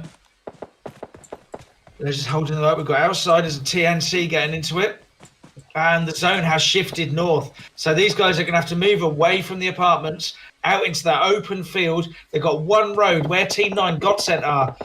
There's a little bit of cover with the lip of the road, but not a lot. Team 13 in quite a good position up in the north there, Citizens.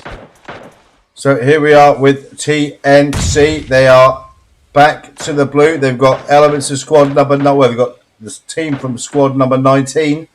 Also with their backs to the blue on their left flank. They've got squad number 4, Fear, gatekeeping edge of zone. So it's going to be a tough situation for these 3 teams. Yeah, and Team 14, obviously they're the ones in zone, so they should, in theory, be able to do the gatekeeping. But as soon as I say that, Lens gets knocked by TNC Jojo there. Wasn't even thinking of Team 3 getting involved in this. I thought Team 4 would be able to hold them. But Citizens, Team 13 down there, they're getting involved. They're rotating in strongly now into the north of that area. Here we are with Pronto from squad number 19. And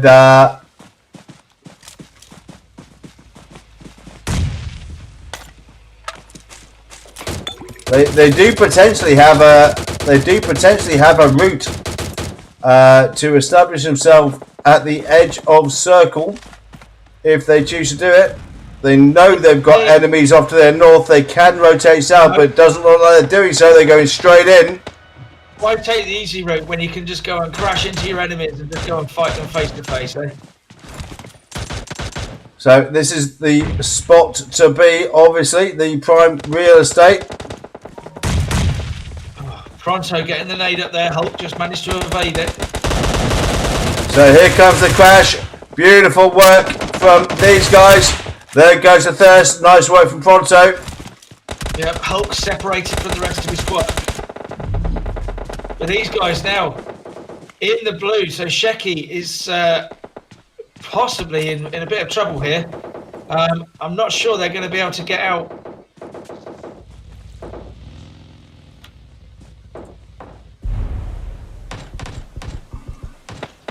So we are here with our friends from squad number 13, and they're coming under it, really facing their backs to the blue. Our next phase of play has broken. We are in phase 6 of the game. 18 players left alive, 7 teams still contesting, and an awful lot of people, too many people fighting outside the zone. And look at that situation, Jamie. 14, our friends from 4KT. 4KT doing what they did the last time, establishing themselves as a major presence in circle in the later phases of play. Yeah, it's no surprise to see them in there in the later stages. I don't even know what their kill count is. I don't know if they've been lighting up the kill feed, but what they have got, I mean, look at their position play now. They are dominating that centre zone. Now, it does mean that they've got teams coming at them from all angles, but we'll see if they can help them off. And these guys don't have a huge amount of cover. It's going to be one of those open zones on Erangel. Yeah, it's use what you've got. The slightest rock, the slightest hill, the divot, whatever you've got. But certainly putting the rounds to good effect here, and everything's absolutely cooking off. Here we have a fast crash coming in. The guys from squad number 13 know they've got to move in. They've got mock players. That is not where you want to hit a hay bale and then gets taken out. Darkseid, just really unfortunate crashing in. Not going to manage to get the meds in time. Left that rotation slightly too late. So we're down to 9 players, 4 teams. We've got nades coming in all over the place. Godsent using the very slightest lip of that road, but they're going to have to push across the road now to the next zone. We've got Zeus right up with 4KT here, and Pronto the other side. So this is a situation, but 14 have established themselves in a strong covering position in zone, but they have been fighting for this ground for the last 2 phases of play.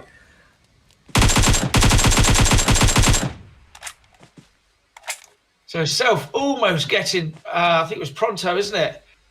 But not quite. Pronto managing to smoke up. Going to put the nade into the smoke. Oh, just protected by the hay bale. 9 meters. But Pronto coming under some flanking fire from Godsent there, so we're down to 2 teams. We are down to 6 players left alive, and you have to say this early rotation, this early zone control from 4KT. We've seen this. I'd be very surprised if this doesn't pay off, because Godsent again having to come in, rush from the blue. 1 player down. Great knock established by Flacco there. We are coming in the very final stages of the game. Flacco having to hit the deck, gets taken out. And yeah, almost inevitable from about 2 phases of game ago. That great rotation and control of zone by 4KT once again proving very, very effective. Yeah, just stunning play. Repeat, almost an exact repeat of the Sandhawk game. 4KT, all 4 players up in zone, and then you had the 2 players. I think it might have even been the same 2 players, Flacco and Sixcon, were the other side of the road having to rotate in, trying to fight the blue. But the zone control from 4KT, yeah, they controlled the zone, but they had all 4 players again, and they got their kills. I bet most of their kills came in that final phase or final 2 phases because they just controlled it so well. Yep, fantastic work. So our scores on the doors, boys and girls. We have 4KT taking another dinner. They take first place with 10 kills. In second place, Godsent featured very, very heavily this evening. They take 7 kills, and in third place our friends from Out, and they take third place with 10 kills. 5 kills for Storm from 4KT. That's our individual kill leader so far. Just having a quick look. Pyro from Gun picks up 4, as does Rusty Boy. Just going to have a quick flick through, but I don't think anything else is... No, I don't think anything else is going to touch Storm there with 5.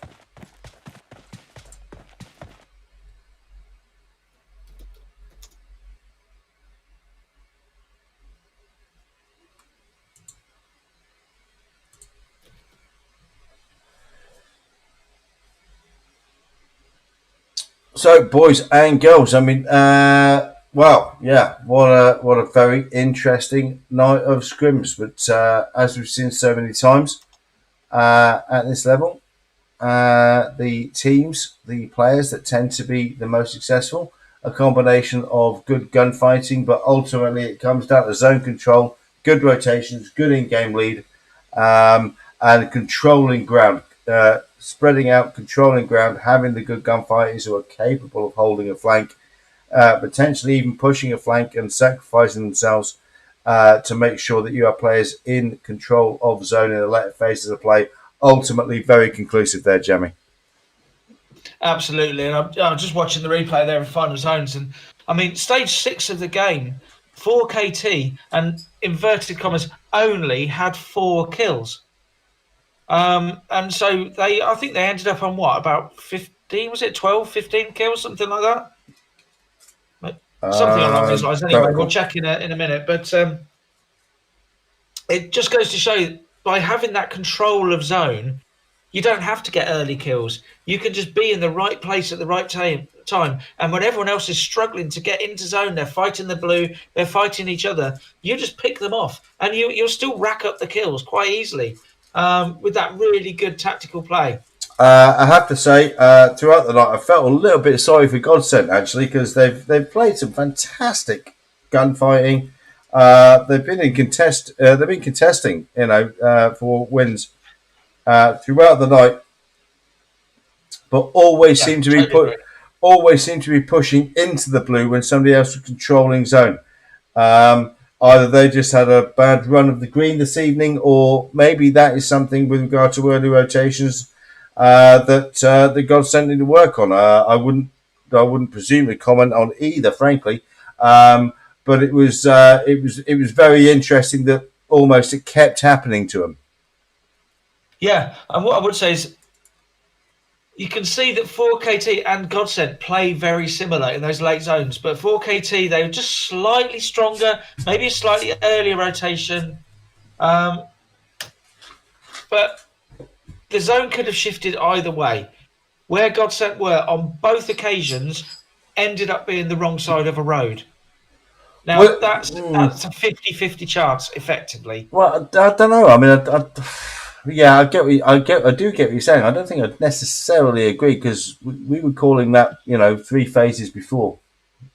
Oh, yeah. Part of We that was we because we've seen what we've got, 4KT had done before, and they had the numbers. of course, we've got the God spot. We can see what's going, but at the end of the day, we see the same map that everybody else does. Yeah. And interestingly, it's always pretty apparent where the top spot is, the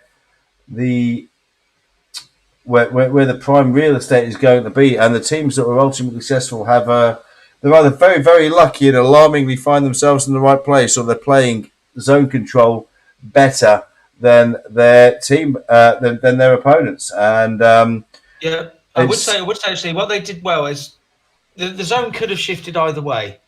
4KT, lucky isn't the word. It can't be the word because I'm just looking at it now. They got 10 kills. So they got 60% of their final kills after phase 6 of the game. You don't do that by being lucky. They're in the right place and they're good gunfighters. But on both occasions, excuse me, when the zone broke, they were in the right place. Yep. Now you could see they weren't all huddled in one place. They were spread out across that final zone, weren't they? Which meant whichever way it broke, they had someone at the right end of the zone.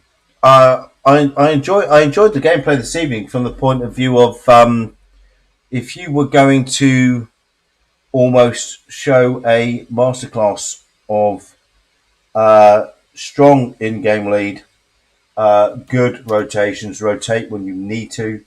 Absolutely think of the game more strategically than necessarily tactically.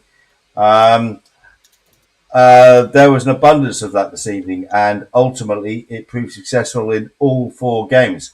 All of these guys are good gunfighters. They wouldn't be here if they weren't. All of these guys are able to handle multiple weapons and handle multiple rotations. The ones who are successful are the players who probably instinctively don't need a lot of instruction from their in-game leads, but instantly know how to control ground rather than get bogged down in individual gunfights, and have the strength to be able to rotate and understand that this is a long game that is ultimately decided in phases 7, 8, and 9. This is not decided in phase 2. And that was very abundant this evening, and certainly I enjoyed watching that, and I think that should be a masterclass for anybody who wishes to even get close to competing at this level. Yeah, I really agree. Just watch their rotations. Just watch, and as I say, it's not just them huddling behind one hay bale or one rock in the center zone, waiting for people to come at them. They actually spread out and they were holding the zone. They were dominating the zone. They were making sure they held it. It was going to be their zone. And we saw that on 2 occasions, and we nearly saw it on other occasions as well. But the successful teams have been the ones that have made those rotations early and strong and disciplined.